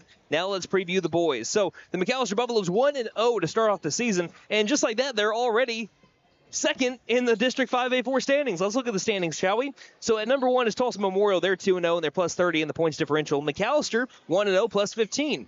Coming in at number 3, we have Will Rogers. They are 1-0, plus 7. At number 4, Coweta, 1-0, plus 4. At number 5, Edison, 0-1, negative 7. And tied at 6, we have Pryor and Tahlequah, 0-1, both of them at negative 15. At number 8, Durant, right now, 0-2, but just negative 19 in their 2 games. They're looking for their first district win. We'll get to them here in just a moment. But the McAlester Buffaloes, looking at Tuesday's game between the McAlester Buffaloes and the Tahlequah Tigers, it was a back and forth in the first quarter until Rodney Washington delivered a ferocious dunk. Then it was all Buffaloes from there on out. McAlester shot 55% from the field to Tahlequah's 23% and 30% from 3 to 0 of 19 for Tahlequah. McAlester also out-rebounded Tahlequah 37-30. Half of Tahlequah's points came from the free throw line as they shot 26-36 from the charity stripe. Altogether, there were 51 fouls and 64 combined free throws. It was only McAllister's second opening day win in the last decade. They had a win in 2021 against Hugo, 60-55. It was their largest win since the Buffs' opening day win in the Noble tournament over Duncan, 82-38. That was back in 2022. The most points scored by McAlester since they scored 80 in a 121-80 loss to Tulsa Memorial in the 2022 regional championship, and it broke a 16-game losing streak dating back to McAllister's last win on January 4th of 2024 over Shawnee, 52-42. In the opening round of the Primus Moore Invitational. Let's look at some star players from that game. Let's start off with Brandon Smith. He tied his career high, 2 straight games where he scored 26 points. He had 26 points on 10 of 16 shooting. That's 62%. 4 rebounds, 2 steals, and was 3 of 7 from 3. Rodney Washington talked about a varsity debut for the freshman. 24 points, 47% shooting. He also had 7 boards, 5 steals, and 3 blocks, completely filled the stat sheet. And Davian Pouncil, in his sophomore season, had 8 more than his previous career high, 14 points on 4 of 6 shooting, and also was 5 of 6 in the charity stripe with 5 boards as well. Now let's look at their opponents, the McAlester Buffaloes opponents. The Durant Lions, led by 10th-year head coach Aaron George, who is 80 and 141 at the helm. They're 3-3 so far this year, and they're pretty average when it comes to the points per game and opponents' points per game. They're pretty even there, too. 47 points per game, 46.7 points given up per game so far. They're 0-2 in 5A4 district play. They lost to Memorial 67-37 and had an overtime loss to Coweta 52-48. They were Medill Winter Classic runner-ups, beating Medill 58-50, Hugo 45-42, but they lost to Class A number 4 Caddo 42-37 in the championship. Last year they were 6-19, lost to East Central 66-58 in the regional tournament. Ended their season on a 8-game losing streak. Again, placed 6th place in the Medill Winter Classic, so they're already looking a lot better than they were last year as well. So when you look at the Durant Lions, some of their top players, you're looking at Tayshawn Williams, is averaging 11.5 points per game, was an all-tournament team selection against in the Medill Winter Classic. And also you had Ryder Jones, who's just averaging a little under 10 points per game. So now looking at the series between McAlester and Durant, the Buffs were 1-2 against the Lions last season. They won in Durant 51-42, but they lost in the Primus Moore Invitational third-place game 49-43, and again at home 56-45. On the series, both teams shot similarly from the field, but Durant was 9% better from 3 and 8% better from the free throw line. Every other stat was almost the exact same. In fact, over the course of 3 games, Durant only took 1 more shot when you tally all of them up. And both teams took the same exact number of 3-point attempts.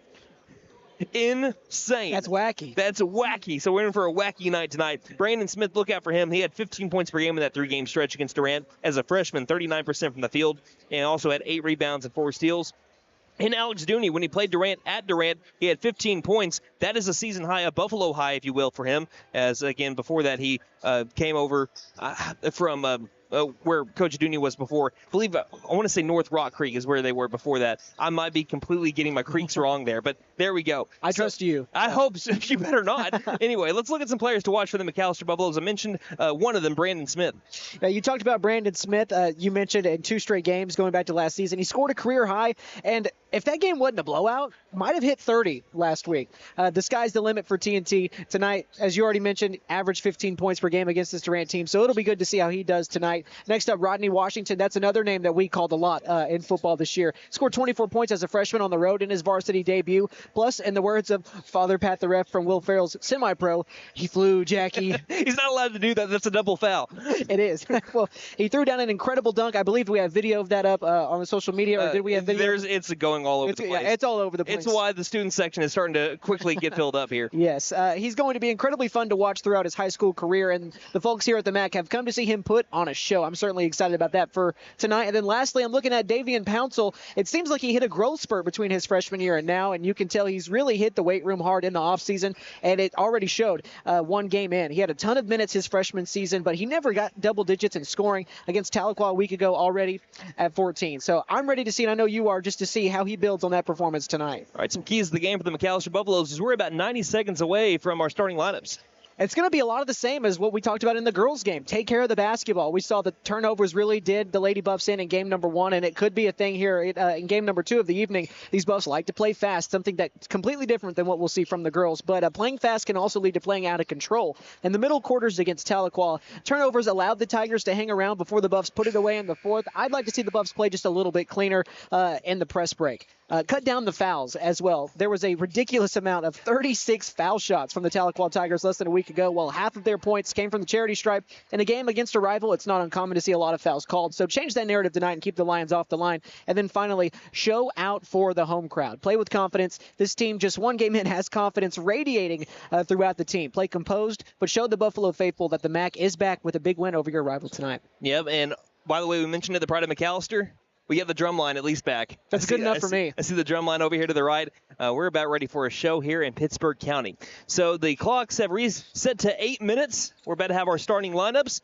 We'd like to thank our sponsors for the season: Sam Wampler's Freedom Ford, the Bank A, Fenton Nissan, Freeze and Flare Heat and Air, Patriot Chrysler Dodge Jeep and Ram McAlester, McAlester Direct Primary Care, Stipe Law Firm, and Buck Wilson Frame and Body Shop. Thank you all for putting us on the air this season and all season long. As we are just now into game number 2, we will be traveling after this game to Tahlequah for the Sequoia Tahlequah tournament at the place where they play. That is literally the name of their building in Cherokee, and that will be a boys-only tournament. They will take on Sepulpa, a former 5A4 foe in the Sepulpa Chieftains, also a team that beat them out of the playoffs last year. So it'll be a revenge game for the McAlester Buffaloes, and that'll be at 2:30 on Thursday. We're going to try to video stream it. Can't promise it, but we will have every single game on the radio.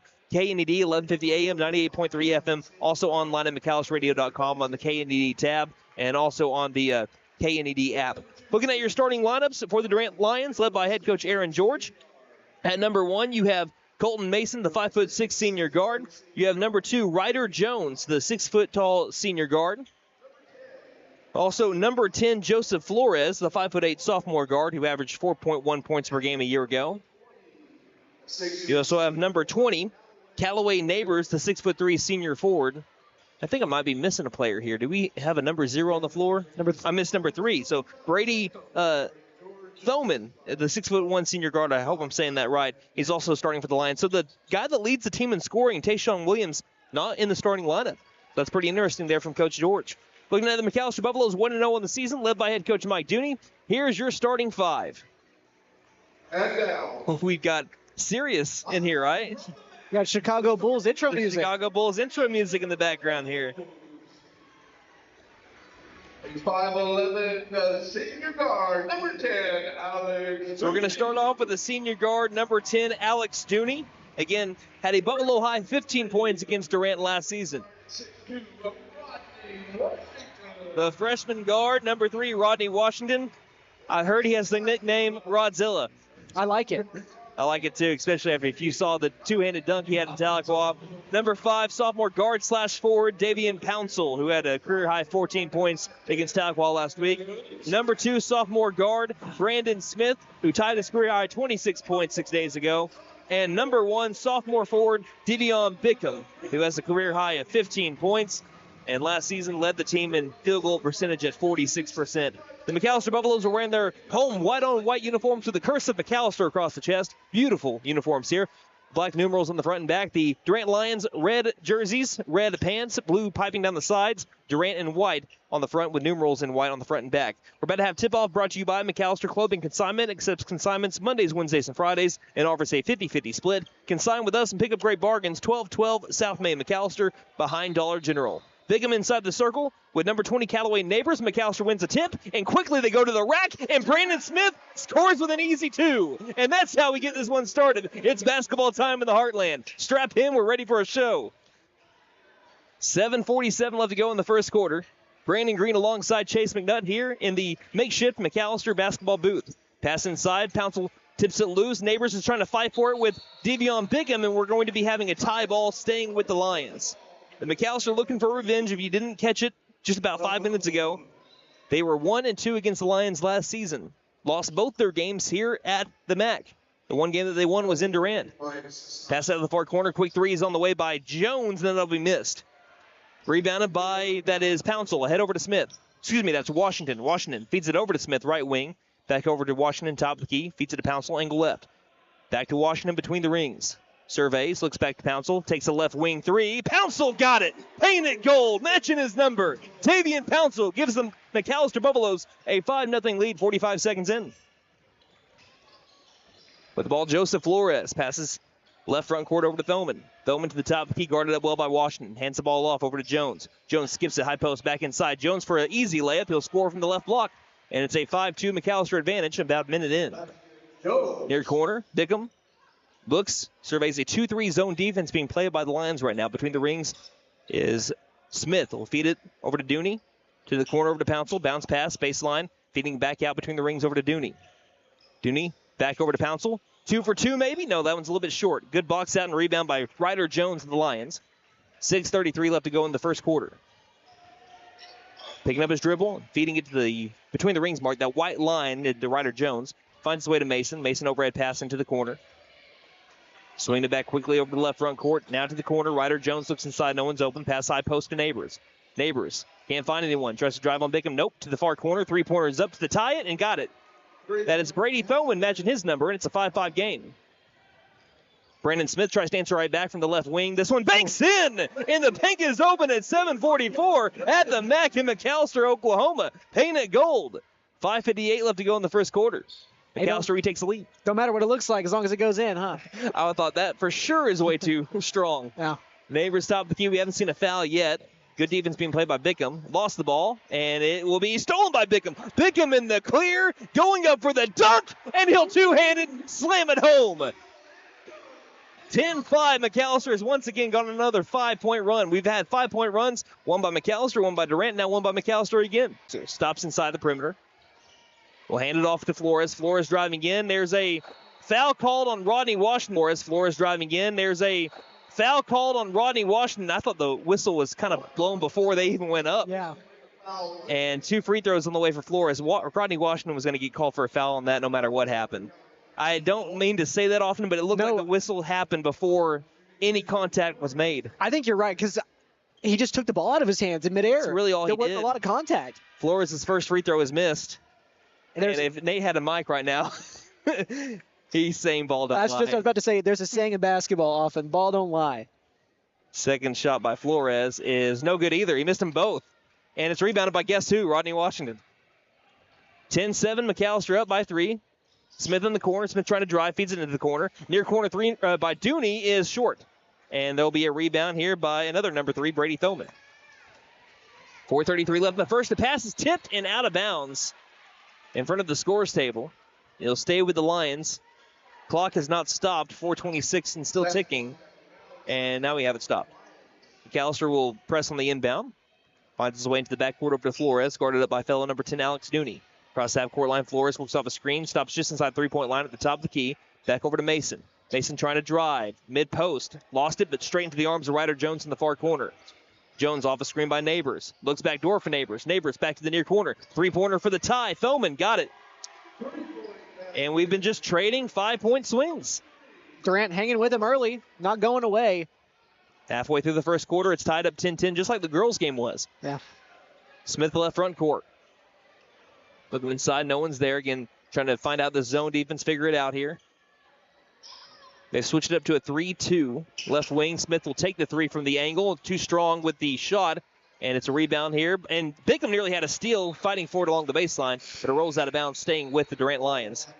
And checking into the game for the first time today, Cade French. He'll come in for Alex Dooney. Yeah, these guys like to play fast, as you talked about earlier. I'd like to see maybe a little bit more ball movement. I think they're settling a little too much for some of these deep threes, albeit, though, some of them have gone in. Far corner. Pass over to Neighbors. Neighbors along the right wing, hands the ball off over to Jones. Jones trying to cross over Bickham. Good move. Goes to the high post. Great look inside. There's Durant's first lead. Finds Joseph Flores. And it's a 12-10 game. Durant on top of McAlester with 3:14 left in the first. Cade French passing over to Pouncil. Left front court. Pouncil one dribble. Feeds it to Washington. Washington looking for his first points of the game so far. Again, trying to find some ball movement here like Chase just mentioned against this 3-2 zone. Pouncil nearly lost it. Poked away by Neighbors. Gathered back by Pouncil in front of the media table over here on the far side. French has got the ball back over to Smith. Trying to find some open looks down inside. Back to the corner. Pouncil for the spot up three. Got it! Davian Pouncil with another three. He shot just 25% from the three-point line last year. He went 1 of 1 last week. He is 2 of 3 tonight. And McAlester retakes the lead. Painted gold, 13-12. 2:33. A tough two by Ryder Jones falls. And I told you, strapped in, we got a show for you. So far, it's been a great one between the Lions and the Buffs. Durant, they've made 6 of their first 7 shots so far. Washington back over to Smith. Smith thought about the left wing three. Almost moved his feet before he dribbled the ball. That was almost a travel. Back over to Smith. Smith will take the left wing three. This one's airballed. Rebounded by Bickham. And he stepped out of bounds as he was trying to go back underneath the basket. If he would have kept onto that ball, it's an easy 2. Dooney's going to check it back in for Brandon Smith. 14-13. Durant leads McAlester by a point. And checking in for the first time today, Tayshawn Williams, who, as we mentioned, is the leading scorer so far on the season, 11.5 points per game, and was an all-tournament team selection in the Medill Winter Festival. As currently with the ball, getting it over to, I believe that's Williams, yes it is, over to Jones, now white line. Shovel pass, right wing, back over to Mason. Mason feeds a high post back outside. 1:54 left in the first. Jones, as McAllister's playing man-to-man, jump stopped and traveled. That's about as easy as the travel gets to call as an official, and it gives the Buffaloes the ball back. One thing that really impressed me last week for McAlester is they were averaging about 20 turnovers a game. McAlester had just 15 last week, but they didn't have their last 3 or 4 until the final about 4 minutes of the game. A pass to the high post. Now Pouncil takes a long 2 from the baseline, and Pouncil is just showing out right now. 15-14. He said, if you're going to give me the space, might as well shoot it. He knocked it down. 8 points for Davian Pouncil on 3 of 4 shooting. 1:24 left in the first. McAlester is retaking the lead. Pass to the right wing. Ryder Jones looks around and finds no one. Now over to Mason. Quickly swinging it over to Williams. Williams being guarded by Washington. The top of the key. Working back around the perimeter. Leon Stone back over to Williams. Williams to the left wing. McAlester still with the man-to-man defense. They got a ton of athletes to be able to do that too. Left wing. Lost in the ball, but gathering it back was Carson Robinson. Nearly stolen again by Pouncil. Top of the key, shovel pass near corner. Jones with a contested 3. Left it short, rebounded by Bickham. Bickham ahead over to Pouncil. Pouncil one-on-one with Jones. The layup is good, and McAlester extends their lead. 17-14. Transition basketball there for the Buffaloes. Lead to 2 points. 40 seconds left in the first. That's 10 for Pouncil now. It's already 4 away from his career high. Come on now. Right front court. Quickly swinging it to the left wing. Near corner. Looking inside, wide open. Great look. Great play design. Leon Stone, the recipient of that 2-point basket, and it's 17-16. McAlester trying to answer back. Dooney with a high dribble. Lost the ball as it was tipped out of bounds by Leon Stone, who just made the last 2. 20 seconds left in the first, and checking in for the first time tonight is Wesley Phillips, one of the 2 seniors on the McAlester basketball team, coming in for Davian Pouncil. I think a well-deserved breather with 20 seconds left in the first. Inbound over to Washington. Cade French to Bickham. Cross-court pass back to the left wing. Washington trying to fight against this zone defense. 10 seconds left in the first. French to Bickham. Back to French. Back to Washington. Will take the left wing 3. Airballed it. McAlester just off right now, other than Davian Pouncil. Pretty much. 3 seconds left in the first, and the Lions have a chance to take the lead after the end of the first quarter. Inbound, French will knock the ball loose. That's a smart play there by Cade French. Knocks the ball loose. You have fouls to give. If you foul him, whatever. It takes a second off the clock there, too. Coach Dooney telling the Buffaloes to guard the inbound here. Don't give them just an easy bucket at the end of the quarter. 1 second. Half-court shot. Williams won't get it off, and that will be the end of the first quarter. McAlester leads 17-16 over the rivals by the Red River. Again, McAlester 1 point advantage going into quarter number 2 here on KNED. It's the most wonderful time of the year, the Nissan year-end sales event. Come dash through the snow in the all-new reimagined Kicks. Or give the gift of pure adrenaline and test drive a Z. No reindeer here, it's all horsepower. Santa isn't the only one delivering presents this year. We'll even put a bow on it. And don't forget to tell them Maddie sent ya. Finn Nissan is your best deal dealer. Shop us online now at finnnissan.com. Don't freeze before the slam dunk. Flare it to the goal. Warm as a fireplace or cool as winter snow. When summer blazes or winter bites, Freeze and Flare Comfort Advisors will be on site. Don't despair. Call Freeze and Flare Heat and Air. Licensed, bonded, and insured. Mechanical license number 001-44485. Freeze and Flare Heat and Air LLC. Your comfort's our game.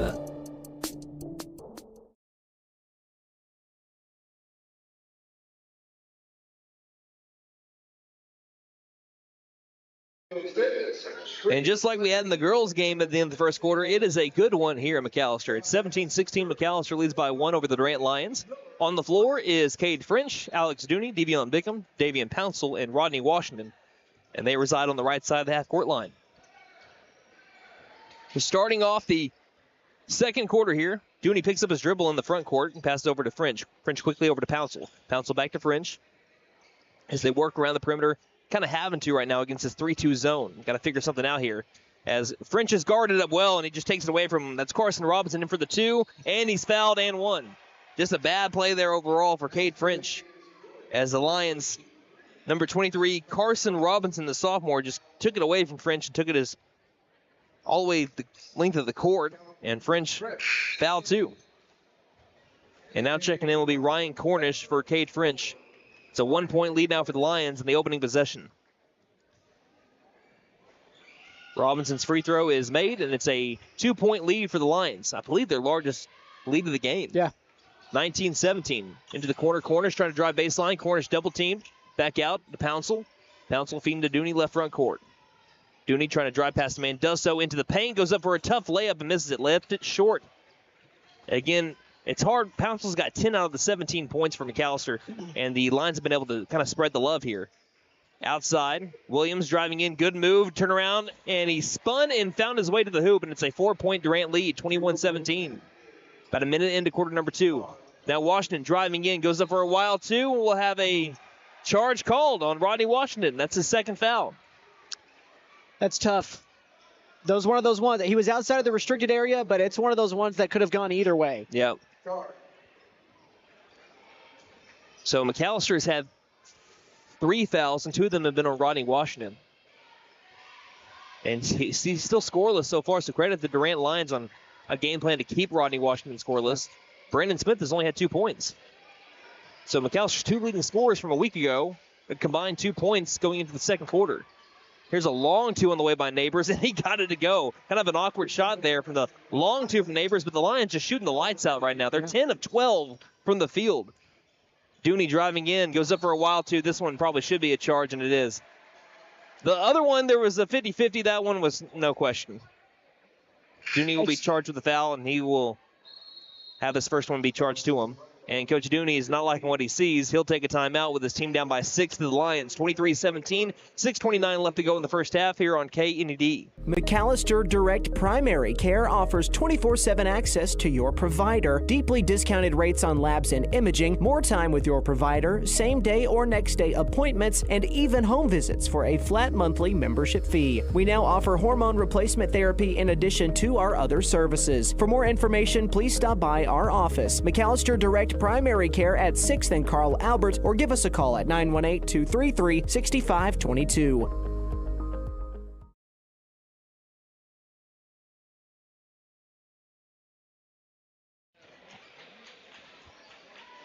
6:29 left to go in the first half. The Durant Lions lead the McAlester Buffaloes 23-17. And after a timeout call by the Buffaloes, they bring out a kind of a new lineup. We have Dooney and Bickham. Looks like Caven Hill checks in as well with Cornish. Davian Pouncil as well on the floor. And, yeah, I think I mentioned Bickham already. Left wing, bounce pass inside over to Jones. Back outside, open three from the right wing is up and good. Wow. That is Leon Stone. They are 11 of 13 from the field, and that makes it 26-17. How long can the Lions hold this up? That is 85% from the field through almost a quarter and a half. And 3 of 5 from three-point land, too. I'll get you a stat on what they shot. They shot just 37% from the field last year. Down inside, Caven Hill has a shot blocked by Ryder Jones. Jones standing at 6 foot tall, blocked the 6'4" Caven Hill. Far corner three is up. That one's off, and a collective heat check there by the Lions. Missed by Leon Stone, rebounded by Dooney. I also believe, is this a 10-0 run here for Durant? I believe so. And then another driving in. This one's a blocking foul, but Dooney could have easily been called for another charge there. I think he may have gotten away with one, but also may have had a foot on the restricted area. I don't know. And this is McAllister's first trip to the free throw line. Brought to you by Big V Feed Center. For your animal's feed needs, I'll take it back. I think this is their second trip. For your animal's feed needs plus winter feed booking prices, call 918 as Dooney misses the first one. 918-426-1951 for Big V Feed Center. So Dooney misses the first free throw. Last season he was 65% from the free throw line. It was a team leading 65% from last year that returned this year. His second free throw is good. And that breaks that 10-0 scoring drought that McAlester went on. We've got some whistles here. One of the officials is saying, what are we doing? As Bickham kind of got tied up with Tayshawn Williams. It's an 8-point McAlester deficit. They got the scoring ability to be able to come back from this. We saw it last week, but now we got a couple officials talking for a little bit. We might be having a warning here. Bickham checks out. There's no fouls being issued here, but Bickham has to check out, and Wesley Phillips checks back in. Glad to not see any fouls or anything thrown out there. Williams stays in the game as there's a pass that's tipped straight to a line to the far corner. Stone on the drive, low post, reverse layup. Man, they're putting on a show. It's 28-18. It's a 10-point lead for the Durant Lions in what has been a brutal second quarter for the Buffaloes so far. Durant, they're getting really good shots, and they're making them. They're 12 of 16 from the floor. 12-1 here in the second quarter. Pouncil on the drive. Pouncil in the paint. Pouncil with the floater. Got it. If your name's not Davian Pouncil for the McAlester Buffaloes, you're just not scoring. It's 28-20. McAlester back down by 8 with just under 5 minutes left to go in the half. Already with 12 points on 5 of 6 shooting there. He needs some help right now, though. Swinging it to the near corner. Flores with the ball. Flores one dribble out to the top of the key. Suman passes man, feeds it to the short corner, pump fake. Tayshawn Williams spins around, takes a tough two, misses the shot. Offensive board by Flores, up for two, banks it in. When they're making as many shots as they're making at a high percentage like they're making it, you can't let them have second chances like that. And it makes it 30-20. Dooney, wild drive in, telegraphed his pass, and it's stolen by Jones. Jones in the clear, French trying to close in, up with a two, fouled him again and one. That's a second tough foul there by Cade French, both of them leading to and ones. And it's a 32-20 game. It's just one of those things. It's just an unlucky play. Right now, McAllister's being outplayed in every facet. That's just how you want to cut it. Cade French is going to come out. Rodney Washington and Brandon Smith check back in a 12-point deficit. Cornish will be the person that checks out for Washington. Just a totally different team than what we're seeing here from 6 days ago against Tahlequah. But it's a major credit to the Durant Lions and the pressure that they put up on offense for them. Free throw is up and made. So it's a 13-point lead for the Lions with 4:20 left to go in the half. And McAllister's got to figure some stuff out here. Careless with the ball. A lot of fouls that you don't really need. They're playing out of control. Far corner. Smith. Between the rings, back over to Dooney, right wing. Dooney feeding the top of the key back over to Washington. The Pouncil. To the corner. Smith, cross-court pass back to Washington. Washington trying to drive, nothing's there. Right wing back to Dooney. They just can't figure out this 3-2 defense right now. Can't find any open shots. There's not a lot of movement either offensively. Top of the key back over to Smith. Thought about left wing, but he's kind of cold from the outside the three-point line, like a lot of McAlester Buffaloes kind of are right now. Right wing Dooney. Thought about it to the top of the key. 3:44 left in the half. Driving in is Washington. Washington drew contact, no whistle. And we have a rebound here by Colton Mason. Ball's on the deck. Buffalo's trying to get it back, and there'll be a foul. No tie ball called. They'll still stay with the Durant Lions with 3:36 left in the half.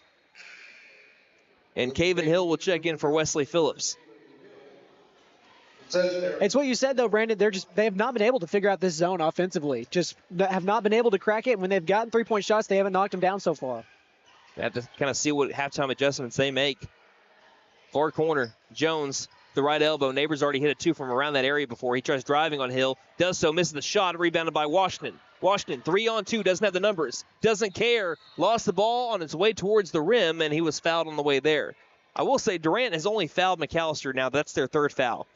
They played pretty clean defensively.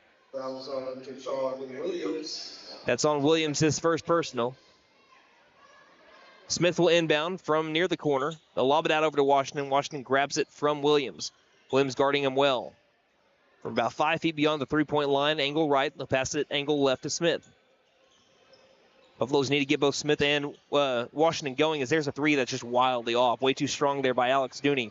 5 minutes into the second quarter, and near still by Smith. Williams has it to the near corner, right through the hands of Brady Thoman. He's already shown he can hit threes. Has gone 2 for 2 from the three-point line tonight. If he finds that ball, that might be another 3.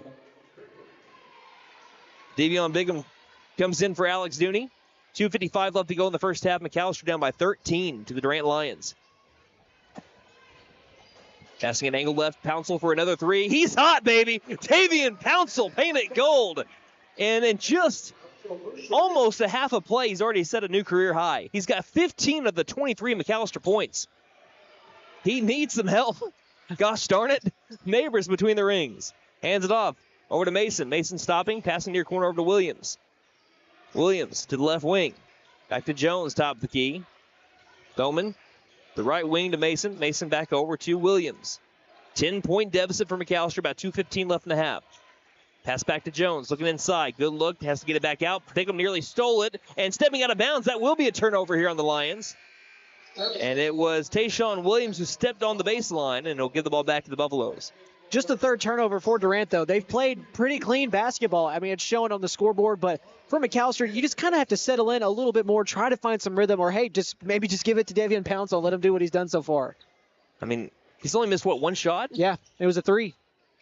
Smith looking around, no one's open. Back to the right wing to Bigham. Bigham, lob pass back out the top of the key, back to Smith. Smith back to Bigham. Bigham near corner 3, need it, didn't get it. And he saves the rebound for the moment before he throws it over towards the Durant bench. Right now, Durant is saying, if you're going to beat us, you're going to beat us from 3. And Davion Pouncil's been the only one to make any so far for McAlester. That's why they're doing the 3-2 zone. It just led to no open shots in the paint. And we have a shot made after Bigham hits the floor by a Lion. That's number 23 with the shot. That's Carson Robinson. 35-23, Buffs down by 12. Smith from the near corner, can't get it. We have an offensive rebound, though, by Bigham, and Bigham is fouled inside the paint. That'll be foul number 3 here on the Lions. And quarter number 2. For McAlester, just not shooting the ball well from 3. They're now 4 of 13 from deep. Durant, 3 of 6. So they've actually made one more. Oh, there's a foul that was just missed. Bigham got kind of punched in the face. Here's a drive in. Washington for 2. Can't get it. Hill trying to get the rebound, but not made. Yeah, Bigham took either an elbow or something to the face on the inbound. And there was no foul called. 1:13 left in the half. Bounce pass over to Neighbors. Neighbors will be fouled down low, and he's fouled hard underneath the basket. Officials are rushing real quickly to go to the area, but no one is doing anything. They're just helping each other up. I think Neighbors will go to the free throw line for 2 shots here. Is that Davion Bigham they're going to get there? I think so. Oh, are they saying this isn't intentional? Oh. I'm not sure, but they're bringing everybody towards the half-court line. This will be an intentional foul.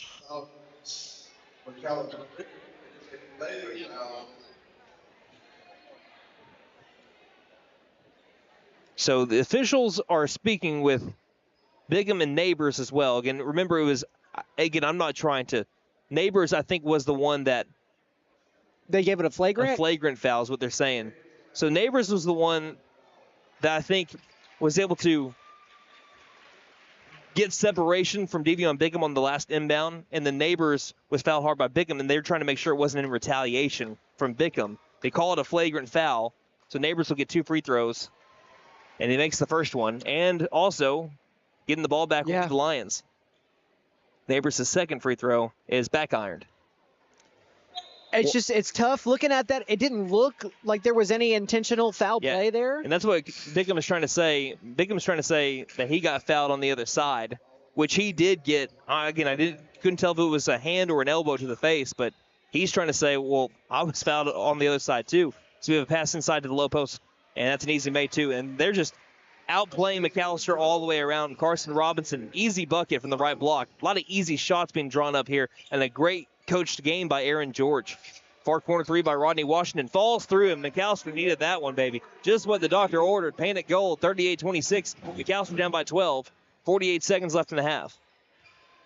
On the edge of the circle, Neighbors back over to the far corner. Neighbors feeding a high post. And there'll be an offensive foul called. This one will be on Carson Robinson. As he backed into Alex Dooney, who fell to the floor, and there'll be a charge called. That's a big sequence here. If you feel like you can cut it to 10 or less, I think you got to feel good about that going into the third quarter. 40 seconds left in the first half and a 12-point Lion lead. Right now, it's like, as Chase mentioned, it's about getting some momentum going into the second half. Definitely still within striking distance for McAlester, especially when you consider what they did last week. They're an offensive ticking time bomb waiting to explode. High post. Washington from the left elbow. Got it. Don't get them started. It's a 10-point game, 38-28. 25 seconds left in the half. Williams trying to cross over Dooney. Pulls up from the right elbow. He cannot answer. Rebounded by Hill. Hill head over to Washington. 15 seconds left. To the near corner. Smith driving baseline. Triple team. Euro step up for a tough two. Missed it. Caven Hill is playing janitor. Cleans up the missed shot. 38-30. McAllister's down by 8 now all of a sudden. Trying to drive is Mason. Mason fading away from the baseline. Got it, and there's the buzzer. When you're hot, and the Durant Lions are. They are 17 of 24 from the field in the first half, and they lead the McAlester Buffaloes by 10 at the end of quarter number 2. But McAlester, a little bit of momentum going in to the third quarter. We'll see if that stands. We'll look at your halftime stats when we return here on KNED. Running into an old friend is nice. Running into a total stranger, well, not so good. Now, you don't need help from Buck Wilson Frame and Body Shop for those greetings with friends, but if you have one of those unwanted encounters with a stranger, give Buck Wilson a call at 918-423-3161. They are expert craftsmen, specialists. They can straighten out your situation. Buck Wilson Frame and Body Shop, 103 East Oklahoma, McAlester. Again, call 918-423-3161. Stipe Law Firm, your first call when the unthinkable strikes for over 80 years. We focus on wrongful death, personal injury, truck and oil field accidents, insurance bad faith, probate, end-of-life preparation, and Social Security disability claims. We are here to advocate for you in all of your legal needs. We are a full-service law firm with over a century of experience representing Oklahomans across the state, professionally and discreetly. We win our cases in courtrooms, not on social media. Call today, 918-423-0421, or go online to stipelaw.com.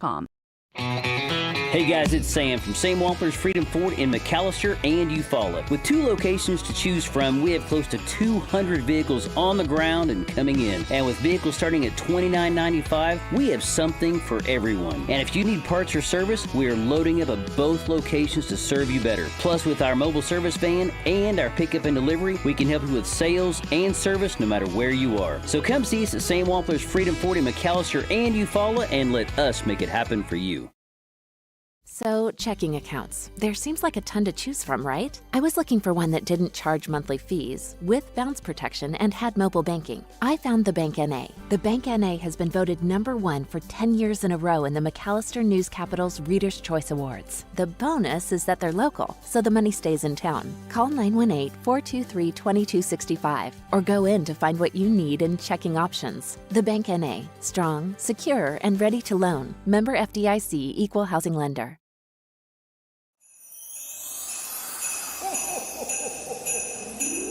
It's the most wonderful time of the year, the Nissan year-end sales event. Come dash through the snow in the all-new reimagined Kicks.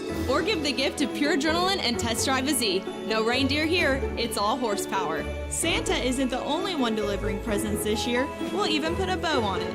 And don't forget to tell them Maddie sent ya. Finn Nissan is your best deal dealer. Shop us online now at finnnissan.com.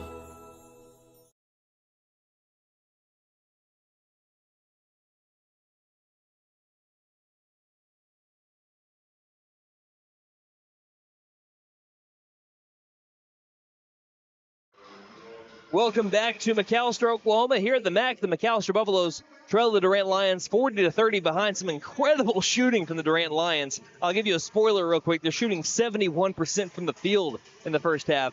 And we're about to have the rest of your halftime stats coming up. Brought to you by First Realty. They're over at 602 South 2nd Street, McAlester. Call them up at 918-423-3122 or visit first-realty.net. For more than 50 years, First Realty has helped the residents of McAlester and the surrounding area with their real estate needs, whether residential or commercial. First Realty will guide you through the process of buying or selling your home or business. You can view our property inventory online at first-realty.net. We update our listings daily. And don't forget, if you're into pickleball, the Pickle Palace is open. If you have questions, give us a call at 918-423-3122. All right, Chase, take it away. Well, Brandon, why not just start with the guy that has led the show here in the first half with Davion Pouncil. Had 15 points in that first half, 6 of 7 from the floor, 3 for 4 from deep. Also had a rebound thrown in there. Rodney Washington got going late, scored 5 straight points at the end of the second quarter. He's got 5 points, but just 2 of 6 shooting. We'd like to see him get that going a little bit more, maybe more than 6 shots in the half as well. 1 for 3 from deep. Also has 2 rebounds, 2 fouls. That's not really an issue yet, but it could be something leading on as the game rolls along. Also with 5 points is Brandon Smith. He's also 2 for 6 shooting, and he's 1 for 4 from 3. So just between Washington and Brandon Smith, they're 4 for 12 from the floor, 2 for 7 from deep for a combined 10 points. And they're going to have to see that change if they want to come out on the high side of this. And then Devion Bickham has 2 points. He's 1 for 2 tonight, and he had that flagrant foul at the end where Durant got the 2 free throws, made 1 of the 2, and ended up getting possession again. But after that, behind him, Hill also has 2 points to go along with Dooney, who has 1, who's the only one who shot a free throw tonight for McAlester. He's 1 for 2. And then let's just get into the totals real quick for both sides. As you know, Durant leading 40-30 for Durant. There are 17 of 24. Like you mentioned, Brandon, 71% up from the floor, 50% from deep, 3 for 6 from that deep spot as well. And you mentioned it earlier, that's going to have to give at some point. But when you're not getting as much on the turnover side of it, it's just about even. I believe, is that 4-3 here on the turnover side of things? 9-4, actually. Oh, no, you're right. I'm looking at Dude, I thought I was so blind for a second. I went blind for myself for a second. Yeah, it's 3-4. So Durant has 3 turnovers, McAlester just 4. So it's been pretty close there, and really it's just been the shooting differential so far for Durant. They've actually made 2 less 3-pointers, but they've also shot 8 less as well. The difference right there is what you mentioned. It's the 17 of 24 compared to the 12 for 25. And for McAlester, they made a big run there at the end because what was it? Was it 25? It was like a 14-point deficit at least. It was something. It got down to maybe it was like 23-35. I'm not quite sure, but something around like that. There, yeah. But they went on that run at the end to get them within 10 points. I told you, if you feel like you could do that, 10 points is not insurmountable. And even at 1.8, if it wasn't for this wild baseline too, that just, again, everything that Durant has thrown up in the air tonight is fell. And I hope that we have the same magic on that side of the floor when we switch over that way here in just a little bit. But normally 48% from the field will get you in a lot of games or have you leading the game most of the time. But like I said, kudos to the Durant Lions. Their shot is falling. They've made this their second home in terms of being able to be comfortable shooting so far. 71% clip is pretty phenomenal in the first half.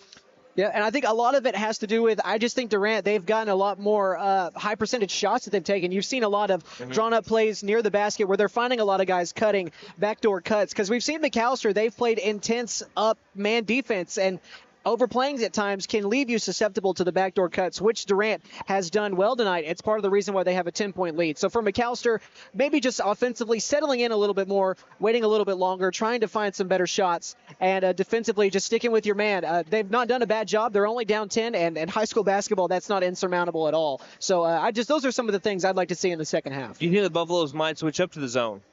I think that could be something we see because Durant, they've not shot a lot of threes. They've shot 8 less than McAlester. So if you're switching to that, you know you're going to be giving up some threes. It's just a matter of how Coach Dooney feels Durant would shoot. And then on the rebounding side, I feel like they'd be all right. As I don't even think I talked about the rebounding numbers. It's 9-9. McAlester has 3 offensive boards to Durant's just 1. They've got 8 defensive boards to McAlster's 6. So we're even up there, but they've been cleaning up more on the offensive boards. That could be something that we see. And if they do go to a zone, it's just you got to block out and rebound and make sure you've got a hat on a hat. I know that's a kind of a football term, but a man on a man, it works the same way. So I think a zone could be something we see here to start out and see if it maybe gives you some juice. All right, again, McAlester trailing the Durant Lions here in this district matchup, 40-30 at the end of the first half. Those are your halftime stats brought to you by First Realty, 602 South 2nd Street, McAlester. Call them up, 918-423-3122, or visit first-realty.net. Again, a 10-point deficit for the McAlester Buffaloes. We'll be back with second half action, and we'll flip sides here in just a moment. Again, with the Buffs down by double digits here on KNED. So, checking accounts. There seems like a ton to choose from, right? I was looking for one that didn't charge monthly fees, with bounce protection, and had mobile banking. I found the Bank NA. The Bank NA has been voted #1 for 10 years in a row in the McAlester News Capital's Reader's Choice Awards. The bonus is that they're local, so the money stays in town. Call 918-423-2265 or go in to find what you need in checking options. The Bank NA. Strong, secure, and ready to loan. Member FDIC, Equal Housing Lender.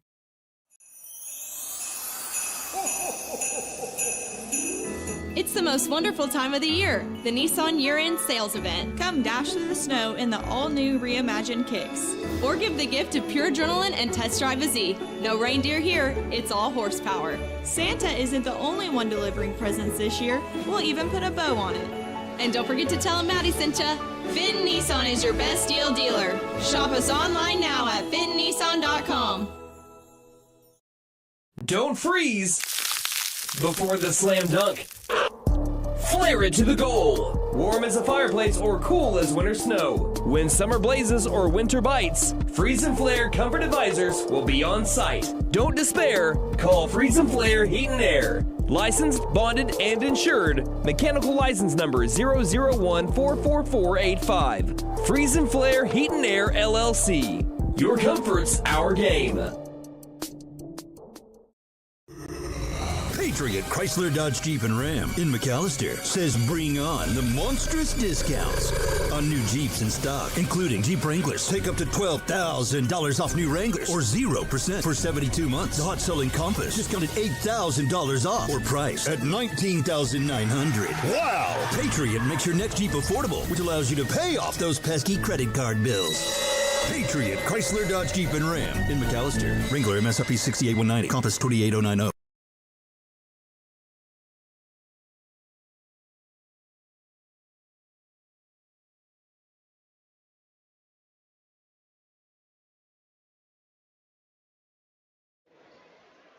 McAlester Buffaloes roll out the starters here in the third quarter, down 40-30 as they switch sides here.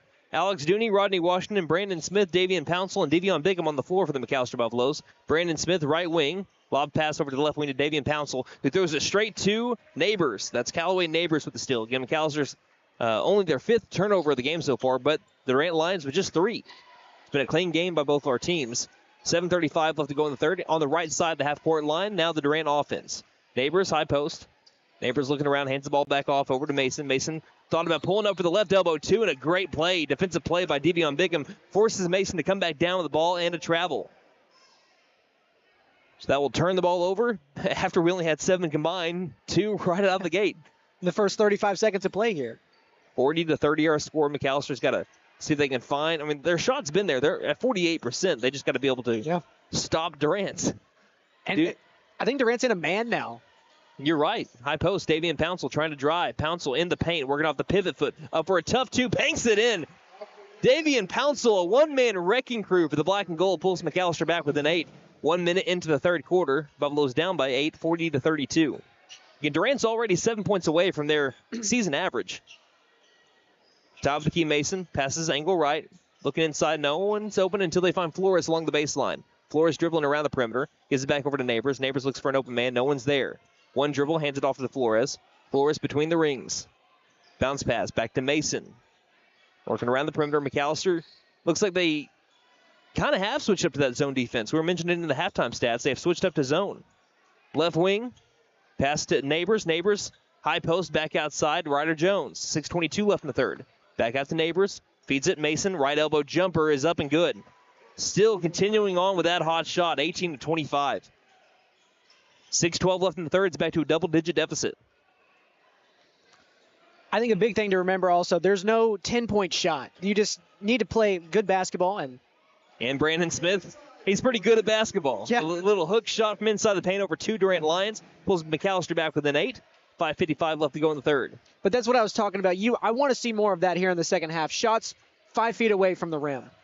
High post back outside top of the key. Ryder Jones misses the three. Rodney Washington climbed the ladder, bringing down the board. 5:40 left to go in the third. Washington drives inside wildly, and there'll be a blocking foul called on Neighbors, who set up for the charge around the high post. And don't think it's on the shot. I know he kind of went up with something. Yeah, it's not on the shot.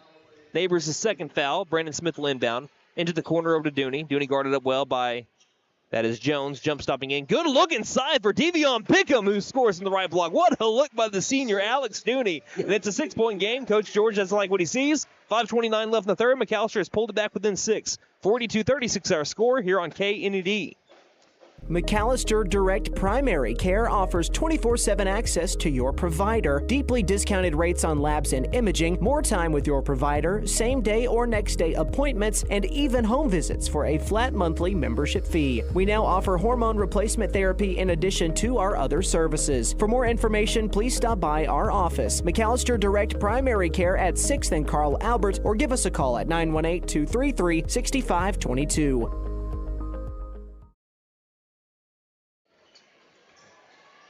So McAlester looking good out of the gate into the second half. It's a 42-36 deficit for the Black and Gold, but they were down at one point by about 12 or 14. So as they're able to bring it back to a 6-point game, McAlester has not pressed so far today. Dooney's trying to show some pressure in the backcourt against Flores. 5:23 left to go in the third.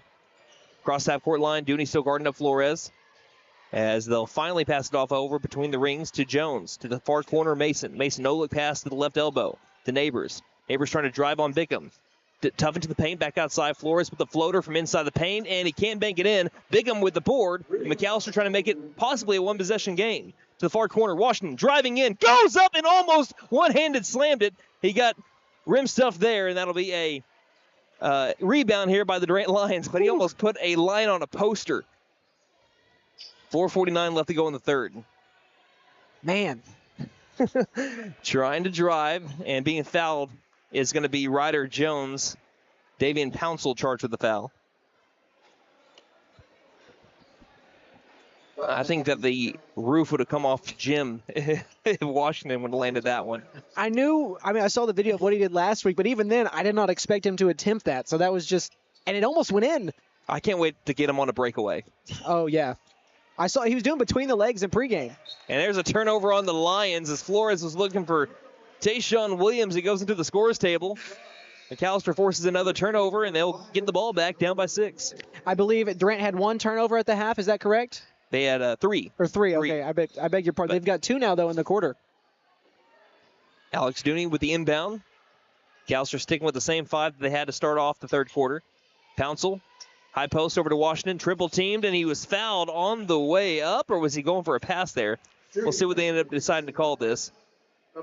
I think with it hitting the rim, he may get lucky enough to get 2 shots. Yeah, he's going to get 2 shots here. This trip to the free throw line brought to you by Big V Feed Center. For your animals' feed needs plus winter feed booking prices, call 918-426-1951. This is only going to be the 3rd and 4th free throw attempts by the McAlester Buffaloes after having 28 attempts last Tuesday. First one is made by Rodney Washington.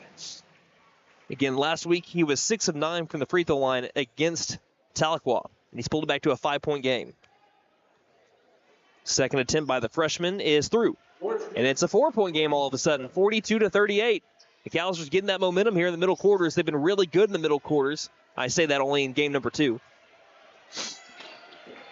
Number 4, Leon Stone working across that court line. Dooney, excellent defense to the right front court. Jones trying to drive on Pouncil. Backs up, almost restarted. Dooney nearly swiped that ball. Having to pick up his dribble is Jones. Jones can't find anyone. Finds Neighbors out beyond the perimeter along the far sideline. And Neighbors almost got charged with the travel and a foul. Well, McAllister's almost charged with the foul. He was almost charged with the travel. Right front court, McAllister really wanted that one. Near corner, Williams. That was number 4, Leon Stone. Finds his way over to Williams in the left wing. A lot of ball movement here by the Lions on this possession with 3:45 left in the third in a 4-point game. And Brandon Smith has the steal. Head over to Bickham. Bickham in the clear, and he was almost denied by the rim, but laid it home, and it's a 2-point game. At that point, hey, if you're not sure, just lay it in. Hey, it went in, so he's not going to hear anything about it. He'll probably hear something, but it went in, so it's a lot better. 42-40, the Lions lead the Buffaloes. Jones with a big right wing 3, can't get it, and Brandon Smith was Had Neighbors on his back. There's still a rebound attempt for Bigum, and he got it. Ahead over to Washington. 3-on-1, they got the numbers. Ahead to Pouncil. Pouncil with the layup. It's a tie game. 42-42. McAlester has come back from 13 down, and they got the crowd on their feet. 3:13 left in the third. We'll take a break and be back here on KNED. Running into an old friend is nice. Running into a total stranger, well, not so good. Now, you don't need help from Buck Wilson Frame and Body Shop for those greetings with friends, but if you have one of those unwanted encounters with a stranger, give Buck Wilson a call at 918-423-3161. They are expert craftsmen, specialists. They can straighten out your situation. Buck Wilson Frame and Body Shop, 103 East Oklahoma, McAlester. Again, call 918-423-3161. Hey guys, it's Sam from Sam Wampler's Freedom Ford in McAlester and Eufaula. With 2 locations to choose from, we have close to 200 vehicles on the ground and coming in. And with vehicles starting at $29.95, we have something for everyone. And if you need parts or service, we are loading up at both locations to serve you better. Plus, with our mobile service van and our pickup and delivery, we can help you with sales and service no matter where you are. So come see us at Sam Wampler's Freedom Ford in McAlester and Eufaula and let us make it happen for you.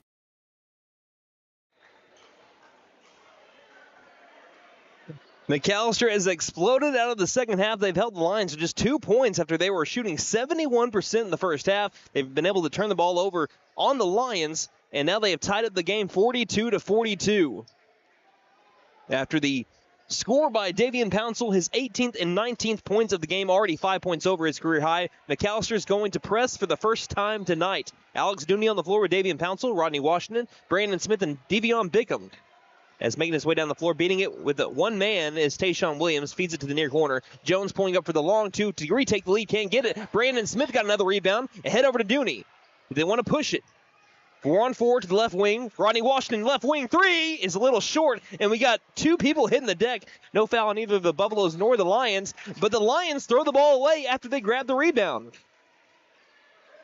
I thought someone, I don't know if it was a Buffalo or a Lion, was going to get charged with fouls. Their feet kind of got tangled up going towards the baseline. Well, that's a couple times now. We've seen 2 players, one from each side, hit the deck with no call. Washington to the right wing, Smith. 2:45 left in the third. Maybe if you don't know who is going to be on, maybe not a bad idea to leave it alone too, though. Cross-court pass, Washington to the top of the key. Brandon Smith straight away. 3 is all around the rim. Davian Pouncil tries to put it back in. Can't do it on the first attempt, and he's fouled after he grabbed another offensive rebound. 2 offensive boards for Davian Pouncil on that one possession. And it will be a foul on Tayshawn Williams, his second personal. We're going to be having some substitutions here. Joseph Flores, who's had a fantastic game for the Lions, checks in. And so does Carson Robinson, who hasn't had a bad game himself. And we're going to clean up the paint right now as we have Devion Bickham playing janitor right now. Also, real quick while we have the time, Durant, you mentioned 3 turnovers in the first half. They've got 3 here in the third quarter already. Still 2.5 minutes left to play. 2:33 left in the third. Tie game, 42-all. Smith feeds it near corner. Dooney, spot up 3 from the corner, is a little off. And Davian Pouncil, another rebound on this possession. Still can't get the easy 2, though. I think he's earned a mulligan, though. But that's 3 offensive boards on that one possession. Driving in, we have a charge. Alex Dooney. Da-da-da-da-da-da. Took the charge from Carson Robinson. He'll take the ball back. 2:19 left in the third. That is going to be Robinson's third personal. And we're still tied up 42-all. Bickham will inbound to Rodney Washington. Waiting for his offense. Back to a 2-3 zone. Like a hybrid 2-3-3-2 zone. High post back inside. Bickham couldn't handle the ball, but thankfully for him, it was last touched by Neighbors who couldn't handle it off of him. So baseline inbound here for Smith right at the glass. Smith finds Washington, right angle. Back pedals, back over to Smith, right wing. Smith lobbing it back out over to Washington. Washington tries to pump and drive and lays it ahead. It's almost stolen, and Smith tries to save it before it rolls out of bounds. Last touch by the Buffaloes. That'll be a turnover there. Into the scorer's table. Smith could not save it. 1:54 left in the third in a tie game, 42-all. Man, just 2 points for Durant in the quarter. After what they did in the first half, that's pretty incredible. Bounce pass across the timeline to the right wing. Back over to Neighbors, playing outside the perimeter at the circle. Feeding around over to Flores, far corner. Flores can't find anyone. Now finds Mason left front court. Around over to Jones, right wing. Jones top of the key. Flores finds Neighbors. Back out to Mason, far corner. About 90 seconds left in the third. Jones back to Neighbors, back to Flores. Bounce pass inside to Robinson. Robinson can't find anyone. Backs up a man to the mid-post area. Now finds Mason near corner 3. Is airballed. Bigham had the offensive rebound taken away from him. Just swiped away.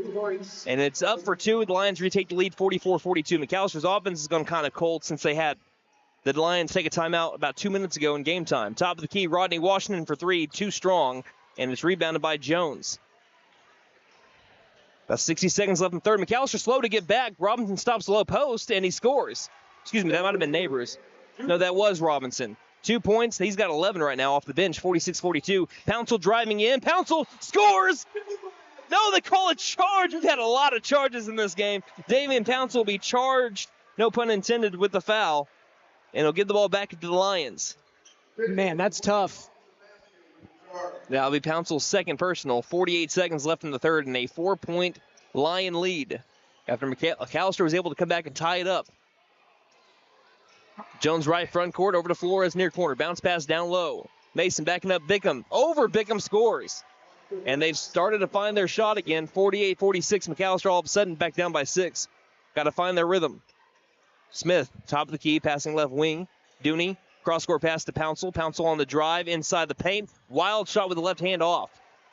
18 seconds left to go in the third. With the rebound is Robinson of the Lions. Passes across over to Mason. Mason back to Robinson. Robinson full head of speed. Full head of steam. No look pass finds Neighbors, and McAllister has given it right back to the Lions after they're down by 10. You can't go on many drives like that. Smith, top of the key 3, had plenty of time and still pulled up for a long 3, and that'll be the end of the third quarter. So McAllister was able to work themselves back from down about 13 at one point, was bring back to tied, and then an 8-0 run to end the third quarter. Leaves us at 50-42. Lions have the advantage of the Buffaloes. For those 4-something there, Buffalo fans, let's see if we have a wild finish on our hand. You're listening to McAllister Basketball on KNED. Hey guys, it's Sam from Sam Wampler's Freedom Ford in McAllister and Eufaula. With 2 locations to choose from, we have close to 200 vehicles on the ground and coming in. And with vehicles starting at $29.95, we have something for everyone. And if you need parts or service, we are loading up at both locations to serve you better. Plus, with our mobile service van and our pickup and delivery, we can help you with sales and service no matter where you are. So come see us at Sam Wampler's Freedom Ford in McAllister and Eufaula and let us make it happen for you.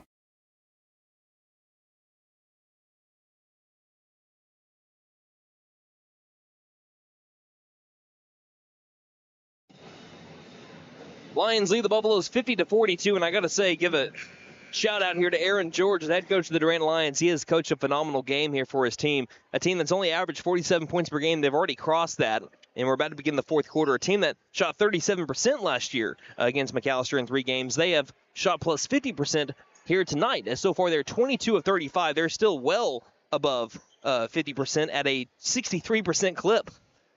It's crazy shooting numbers. It's not ones that you'll see on a regular night-to-night basis in basketball. Cade French into the game, as well as that is Ryan Cornish with Rodney Washington, Devion Bigham, and Brandon Smith. Durant has the basketball after going on an 8-0 run to end the third quarter. Between the rings, Neighbors passes right wing over to Ryder Jones, guarded up by French. Passes tipped. Cornish on the ball. It's going to go into the backcourt, taken back by the Lions. Flores with the basketball. Near steal there for the Buffaloes. Jones, angle right, passes back to the edge of the circle to Neighbors, left wing. 7:34 left in the game. Flores, back to Neighbors. Left front court looking for someone. No one's open. Takes one dribble, passes to a driving guy along the baseline. It's through the hands of someone and stolen by Smith. Smith 1-on-2, doesn't have the numbers. Drives up with the layup and scores. Buffaloes pull back within 6, 50-44. 7:12 left to go in the game. Flores across the timeline with a pass over to Jones. About a minute into the fourth quarter in a 6-point game. Pass inside, almost stolen by Bigham. Robinson in the low post. Looked like he traveled, and he did. Thought they were going to let that go for a second, but it looked like he did shuffle his feet. Chase McNutt was about to jump onto the court and call it himself. I think every time I've seen him travel, I've done the motion up here next to you. 6:59 left to go in regulation. 50-44. McAllister is down by 6. They've not led this game since the first quarter when they led by just a point, 18-17.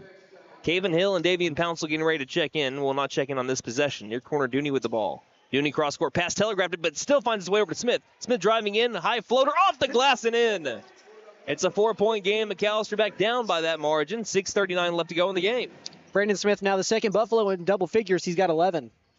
Edge of the circle, Flores looks inside, no one's open. McAlester switched back up to man, by the way. Neighbors has the ball near corner. Pass back out right wing over to Robinson.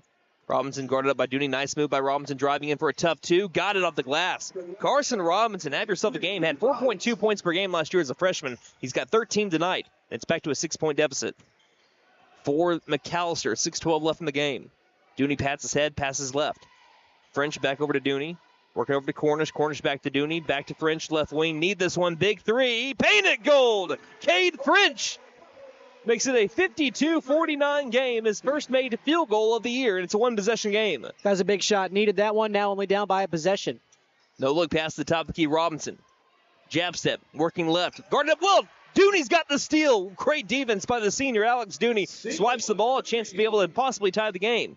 Dooney driving in the paint, looking for someone, finds French. Does he have another one? This one won't bank in. Offensive rebound by Smith in the corner. Smith left open for three. Is off the back iron, too. McAlester not shooting very well from 3 points tonight, as we have a travel by a Lion inside the paint as he hit the floor trying to find the man to pass the ball out to. Yeah, Brandon, to your point, just 6 of 22 from deep so far tonight from McAlester. So, 3 substitutions here. Davian Pouncil, Caven Hill, and Rodney Washington coming in for Smith, Cornish, and I believe that's French as well. Dooney will inbound along the baseline with the team down by 3. Lobs it out over to Washington, right front court. 5:24 left in the game. Pass left wing to the corner. Bickham. Cross-court pass back over to Dooney. Dooney slowing things down, backing up. Mason drives in on him. Driving in is Dooney, and he's fouled on the way towards the paint, and I think McAlester, again, I like to call it as it is, might have gotten away with one here. That's our first foul of the fourth quarter, by the way, coming with 5:12 left in the game. Smith checks right back in, and he's coming in for Bickham. Making Chase work a little bit extra here. Tapping the screen like a 3-year-old, man. Dooney inbounds over to Washington. He's keeping the stats on the iPad over here. Left wing, Pouncil. Pouncil, no look pass back over to Smith, top of the key. Back over to Pouncil. Left wing three is a little short, on target, but left it short. With the rebound in stride, Jones dribbles to the far sideline. Jones waits for his offense. Pass off to Flores. Under 5 minutes left in the 3-point game. Lions lead. 52-49. Neighbors passes near corner. Mason, blocked shot! Get it out of my house! Rodney Washington.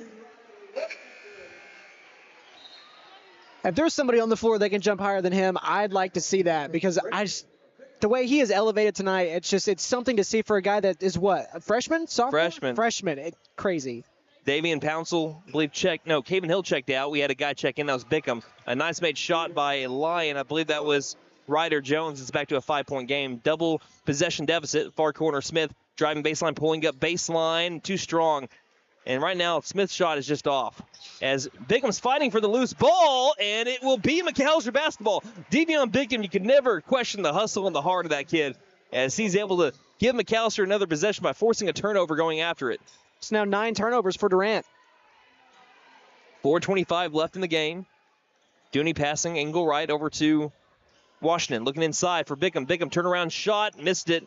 Went for the rebound, lost it. McAlester has, as we have a foul down inside the paint. This one's probably going to be on Pouncil, I think. It will be. It's really been the difference in this game is the Lions have been able to make their high percentage shots, and the Buffaloes have not. It's really what it comes down to. And that's the difference that we talked about, especially at halftime, with how well Durant is shooting. They're 24 for 38, McAlester 20 of 45. Flores driving, stopping mid-range, goes up for a tough two over Bickham. Can't make it fall, and Bickham's got the rebound. Bickham at head over to Dooney. About halfway through the fourth quarter in a 5-point deficit, near corner. Smith lobbing back over to Bickham through his hands, but gathering it back. Finding Washington after a little shovel pass out the right front court. Dooney back over to Washington. Washington, big right wing three. Paint it gold! Rattle the rim! It's a 2-point game. Rodzilla strikes again. 3:44 left in the game. Rodney Washington into double digits. 10 points now for the freshman. Pass left wing, Flores. Can Durant answer back again? They've been able to do that all night. Right wing, Mason trying to.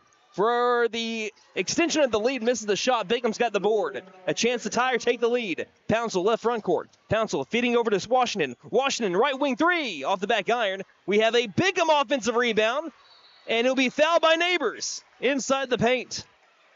Bigham is cleaning up the glass right now.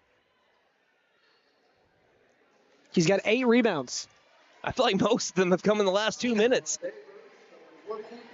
Neighbors, that is his 4th foul too, by the way. Second team foul on the Lions. McAllister's got 1. They're down by 2. Far corner, Smith for the lead. Paint it gold. TNT. Boom goes the dynamite. And it's a 1-point McAllister lead. They've come all the way back. 3:05 left to go in the game. They've outscored the Lions by 11 here in the second half. Something about that left side of the floor, near corner. Trying to drive 3-on-3. It's Brady Thoman on Pouncil. Pouncil now wears number 5, as that's near travel. Ball's rolling loose, and who's got the ball?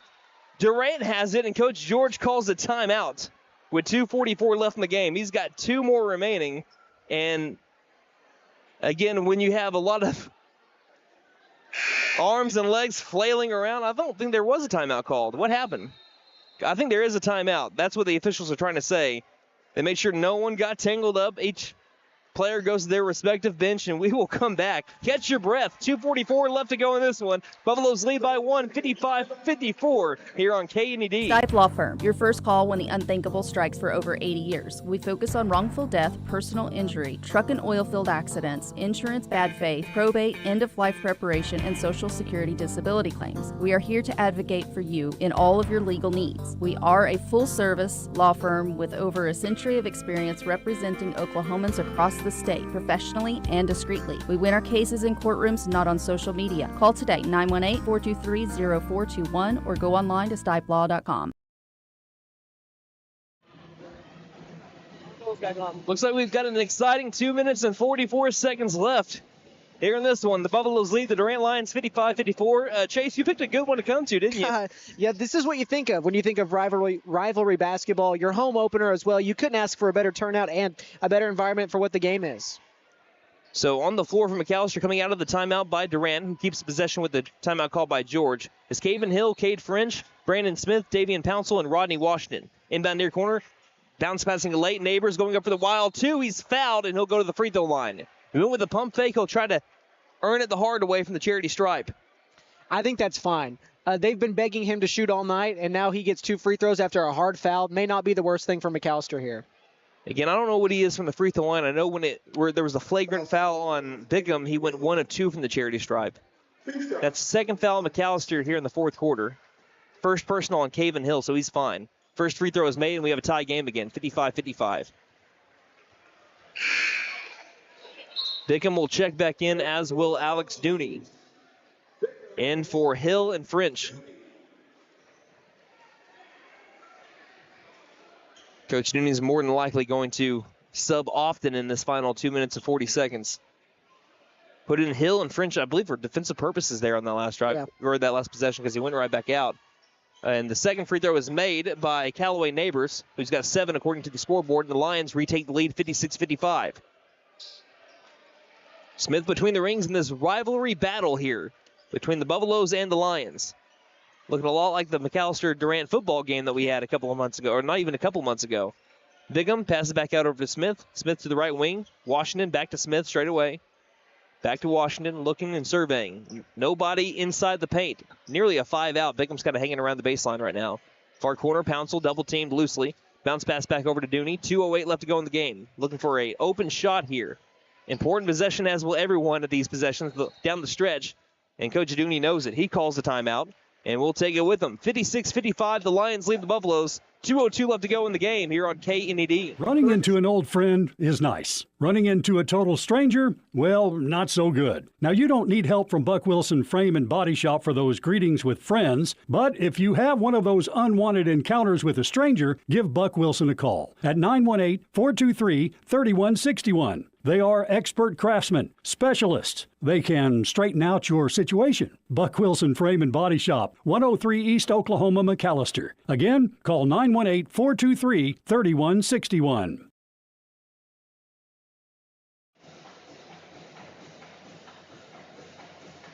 Coach Dooney, knowing how important of a possession this is, his team down by 1.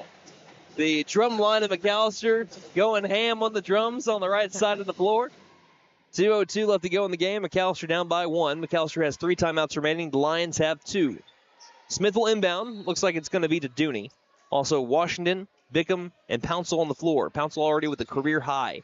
Near corner, Washington, baseline, pulls up for the jumper in the lead, airballed it. Ball's loose. Dooney's got the rebound in the other corner. Second chance here for McAlester. Smith back left wing to Washington, the near corner, back to Smith. Smith back to Washington, kind of just playing catch here. Dooney's currently got the ball on the right wing. Pass back to left wing. Smith, long 3 on the way, off the iron. Ball's in the air, and we'll have an offensive foul. This one will be on Rodney Washington. They're going to say, I believe, that he pushed someone trying to get the board. And that is his third. So if you get to a point to where you have to start fouling, that'll be something to watch going forward. Not him. Yeah, no, not Rodney. Coach Dooney is wanting an explanation from one of the officials. He gets that. McAlester will press with about 93 seconds left in a 1-point deficit. Durant has been really good from the free throw line also tonight. Really know when you are targeting to foul. Hands the ball off over to Mason. Mason passing right side over to Williams. In lines playing a lot of keep away until they find an open man, and Flores can't handle it. Got it back, though. Left wing. 1:15 left in the game. Williams back to the right wing, guarded up by Smith. McAlester in the man-to-man. Driving. Williams going up for 2, and we've got a charge. Alex Dooney draws his second charge of the game. It was either going to be that or an and 1. And this one goes in favor of the black and gold. We have seen so many charges in this game. That one goes in favor, again, of Alex Dooney and McAlester. That's going to be the third foul on Tayshawn Williams. That's huge. If he doesn't get set, you're more than likely looking at an and 1 for Durant, possibly going up 4. So that's a huge swing with 60 seconds left. Can McAlester get some points up on the board? Down by 1. They're their district rivals. Forget that. They're rivals outside of Ada, Oklahoma. Left wing, back to the right wing. Good ball movement here by the Buffaloes by the corner. Davian Pouncil, corner 3 is off. They're not finding those high percentage shots inside the perimeter. Pouncil misses it. There's a long pass finding its way to Williams. Williams on the drive in. Lost it out of bounds. He went up for the shot and just could never. He was juggling it the entire way towards the backboard. And they give McAlester the ball back without forcing McAlester to foul. Still a 1-point game. We got 30 seconds left in it. And as soon as Smith crosses the half-court line, Dooney wants to drop another play. So we will take this timeout with them. 30 seconds exactly on the clock left in regulation. Buffaloes trail by 1 here on KNED.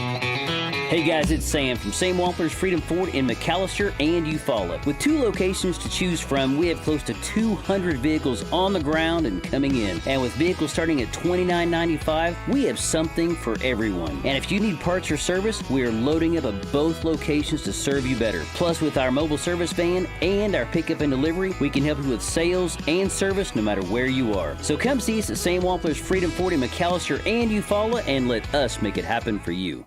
So, checking accounts. There seems like a ton to choose from, right? I was looking for one that didn't charge monthly fees, with bounce protection, and had mobile banking. I found the Bank NA. The Bank NA has been voted #1 for 10 years in a row in the McAlester News Capital's Reader's Choice Awards. The bonus is that they're local, so the money stays in town. Call 918-423-2265 or go in to find what you need in checking options. The Bank NA. Strong, secure, and ready to loan. Member FDIC Equal Housing Lender.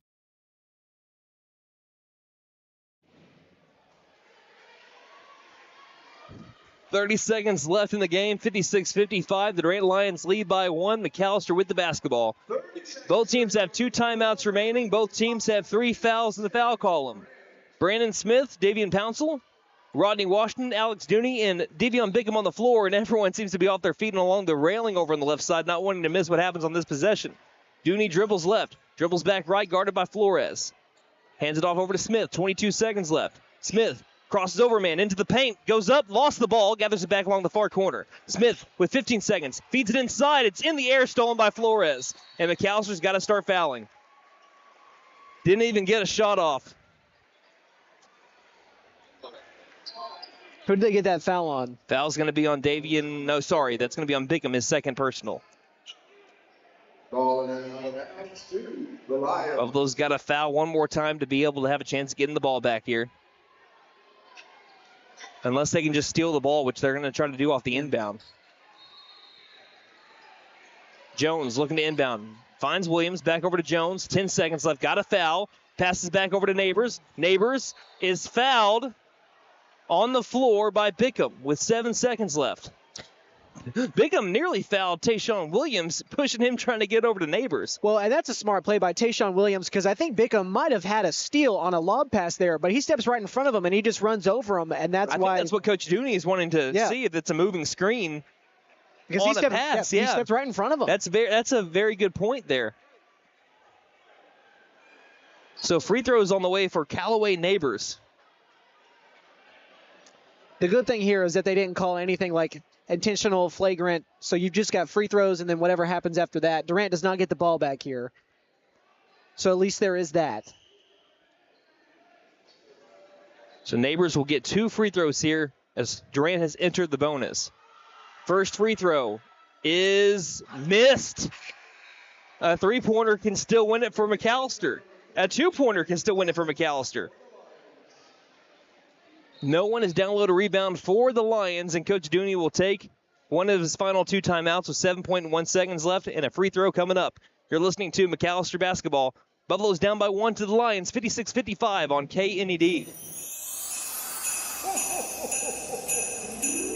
It's the most wonderful time of the year, the Nissan year-end sales event. Come dash through the snow in the all-new reimagined Kicks. Or give the gift of pure adrenaline and test drive a Z. No reindeer here, it's all horsepower. Santa isn't the only one delivering presents this year. We'll even put a bow on it. And don't forget to tell them Maddie sent ya. Finn Nissan is your best deal dealer. Shop us online now at finnnissan.com.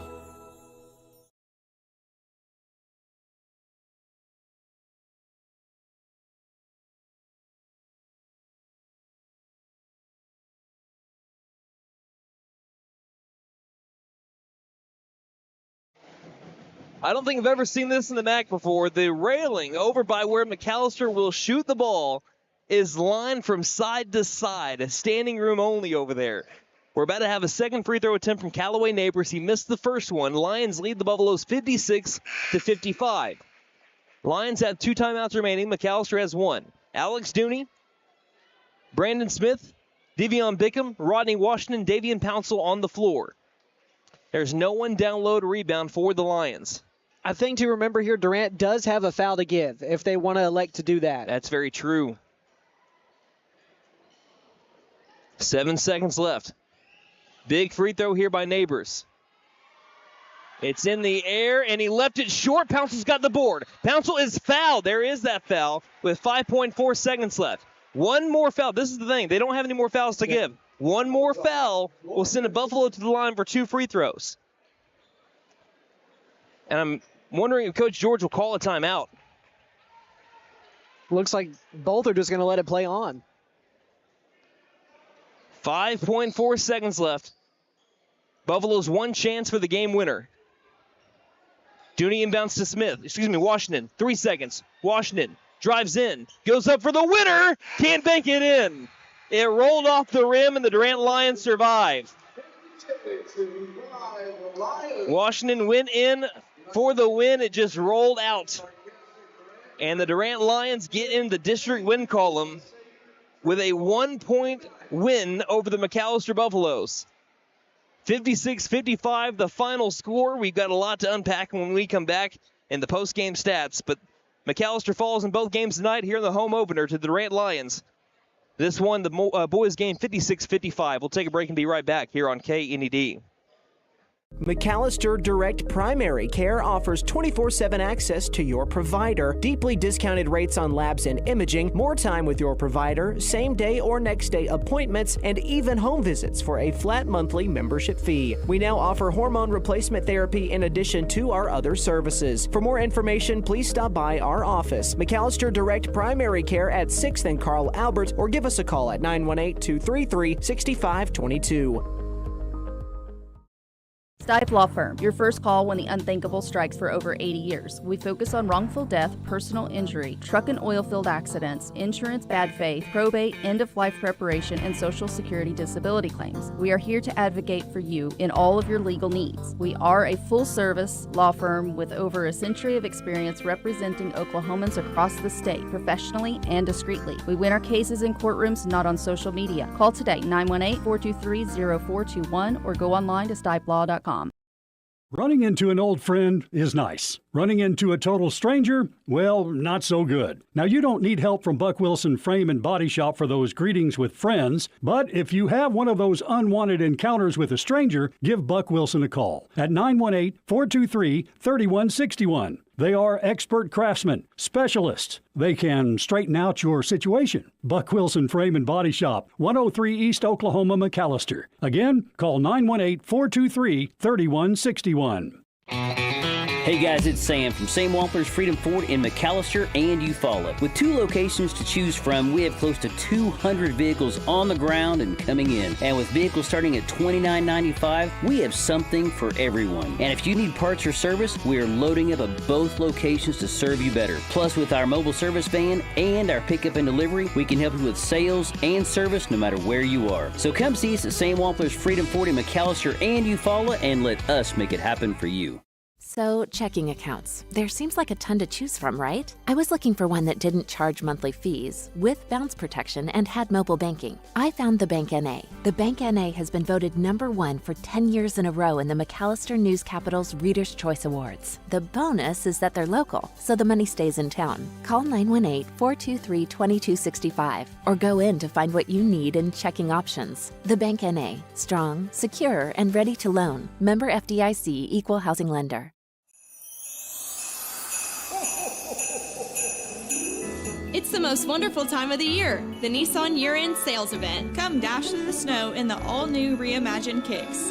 Or give the gift of pure adrenaline and test drive a Z. No reindeer here, it's all horsepower. Santa isn't the only one delivering presents this year. We'll even put a bow on it. And don't forget to tell them Maddie sent ya. Finn Nissan is your best deal dealer. Shop us online now at finnissan.com.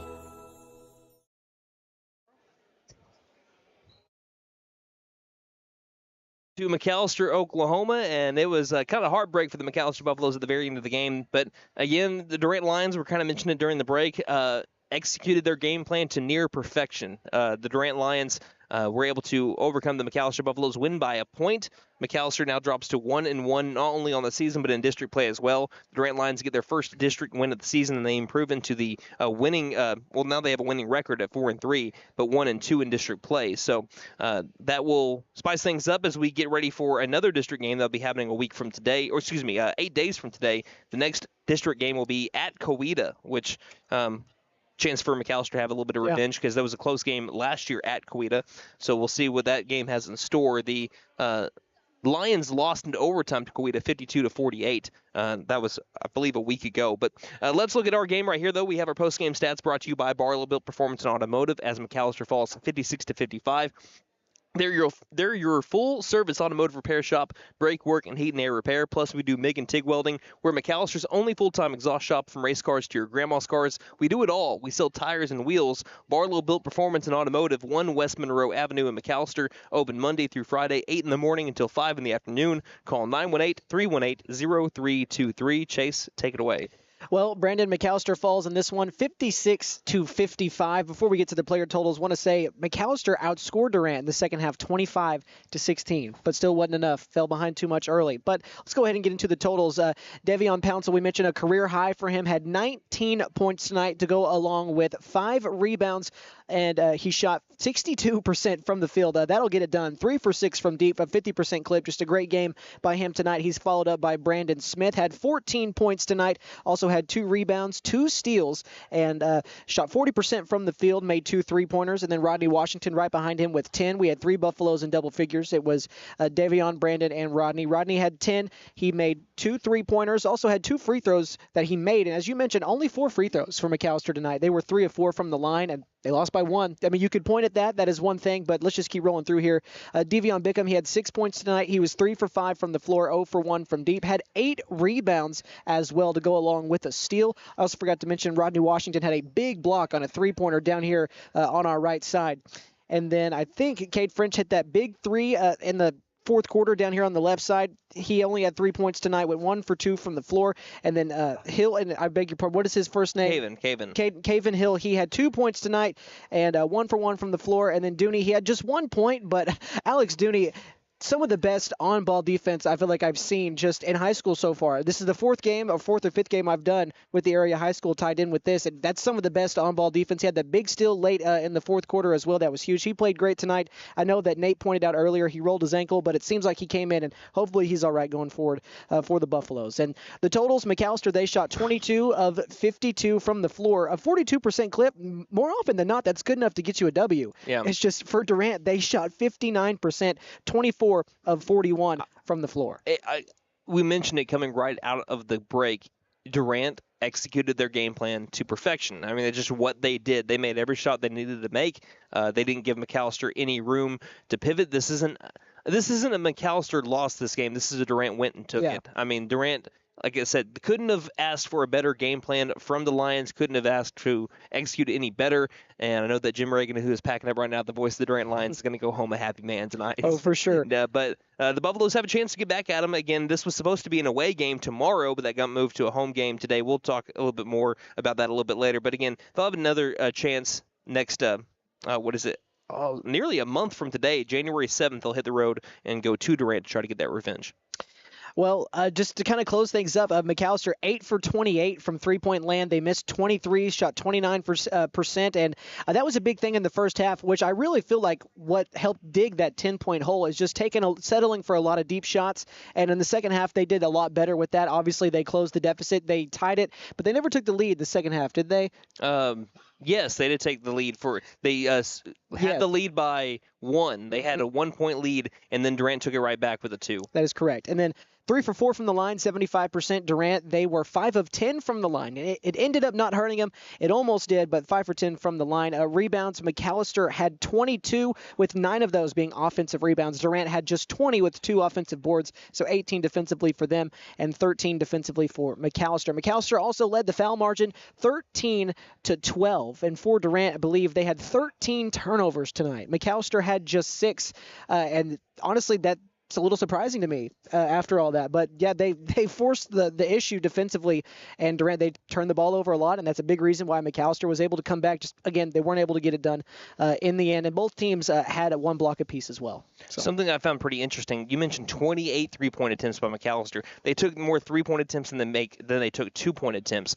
28 3-point attempts, 24 2-point attempts. Durant shot 64% from inside the perimeter. McAlester shot 58% from inside the perimeter. And usually that'll get it done, but again, McAlester, like you mentioned, just too many missed 3-pointers, a lot of short possessions that we saw in the first half because of threes that they were taking that just weren't falling. Davian Pouncil, now when he missed his final 3, I'm okay with him taking that 3-point attempt any day. He's the one that looked like he was hot tonight. But McAlester just couldn't draw up enough plays to be able to make it happen inside the paint. Durant did a great job with it. I'm going to go ahead and say it. You and I mentioned it. I don't know why they ever switched from zone to man in the second half because McAlester took advantage of it. Yeah.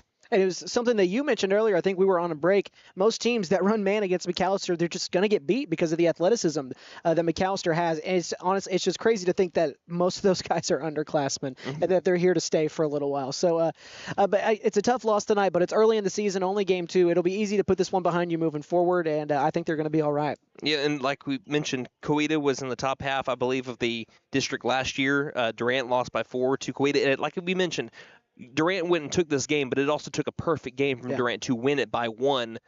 So if you're a McAlester fan, I know this loss stings, especially against a rival, but you got to feel good about not playing your best. Durant playing close to as good as you can possibly play, and you still only lost by 1. Yeah. You got to feel good about that. I mean, you lost the free throw battle, you lost the shooting battle, you missed 23s, and as you mentioned, you still only lost by 1. So I think as much as a loss hurts, I don't think you feel too bad about it. So It feels as good as you possibly can for a rival district loss. But Nate was watching it from all beyond the camera. Do you want to add any final thoughts here as you grab the mic? No, it was just it was kind of a gut punch watching that.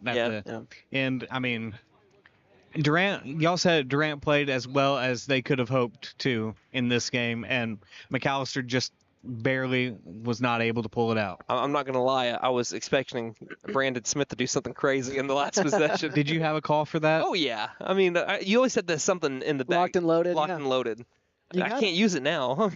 You just save it for later. Be able to later on in the season. Maybe a little bit later. This isn't the last time we'll play Durant. No, and there's a chance that they could play him a third time too, because they will be in the Primus More Invitational in January. So we could see Durant once again 3 times this year. And like we saw with Sepulpa, we saw Sepulpa 3 times last year too, because they met in the regional tournament. So there's a chance. The McAlester Lady Buffs, they saw Will Rogers 4 times. Mm-hmm. And if Sepulpa would have beat Will Rogers and McAlester would have beat Grove, we would have saw them 5 times in one season last year. The Will Rogers Lady Ropers. That's kind of crazy. It is kind of crazy. But that's not a regular thing. It is not a regular thing at all. But the McAlester Buffaloes, they do fall tonight, 56-55 the final score. The girls ended up losing a final score of 44-35. So the girls are not going to be back in action until next Tuesday, and that will be at 5A Coweta. They'll tip off at 6 o'clock, and the boys will be in action in tournament play this Thursday, Friday, Saturday. It's going to be in Tahlequah, but not the Tahlequah tournament that we've been used to for the past 4 or 5, 6 years. They're going to be in the Sequoia Tahlequah tournament, which is a little bit closer than it would be going all the way into Tahlequah. So it's kind of on the outskirts of it. So you'll be able to find it. I mean, it's right along the highway, right along the road. It's easy. It's not easy to miss. I mean, it's very hard to. I mean, it looks like a beautiful gym from the outside. It's a really nice gym. Yeah. So I'm excited to call it. Like I said, if we have the chance to, I know that our internet is kind of spotty in Tahlequah, but if we have the chance to and we can, we'll try to video stream it. If not, as is every game this year, we're going to be having it on the radio dial, 1150 AM, 98.3 FM, online at McAllisterRadio.com on the KNED tab, and also on the KNED app. So anyone want to have some final words, and then we'll call it quits tonight? Nothing, Nate? Well, I'm not going to reiterate too much. Just this is going to be a fun team to watch this season. I'm excited for the next few games that I'll get to do with you guys. I believe I'm doing 3 more, something like that, give or take. I mean, we'll see. At least 4, possibly. The Promise More Invitational, we got you for 3 nights there, too, or 3 games. I mean, either way, this isn't the last time I'll be here with you guys. So I'm looking forward to doing more of it, and I think you guys have a lot of exciting basketball to call this year. Well, we can't wait to have you back on the broadcast on December 20th when Pryor comes to town. So not that far away. A big thank you to our board operator, Austin Wheat, for his work this evening, and a big thank you to Nate Brown for his excellent work operating the video stream tonight. And thank you, the listener, for spending your Monday night with us. One final time from the home opener at the McAlester Activity Center, a.k.a. the MAC in McAlester, Oklahoma. Again, the Durant Lady Lions and Lions took the wins today, 44-35 in the girls' game, and a 1-point 56-55 win in the boys' game. Until Thursday, when McAlester boys tip off the Sequoia tournament in Tahlequah against an old 5A4 foe, the Sepulpa Chieftains. On behalf of Chase McNutt and myself, this is Brandon Green saying, don't just have a great night, have a Buffalo night, everybody. Night-night, Harper.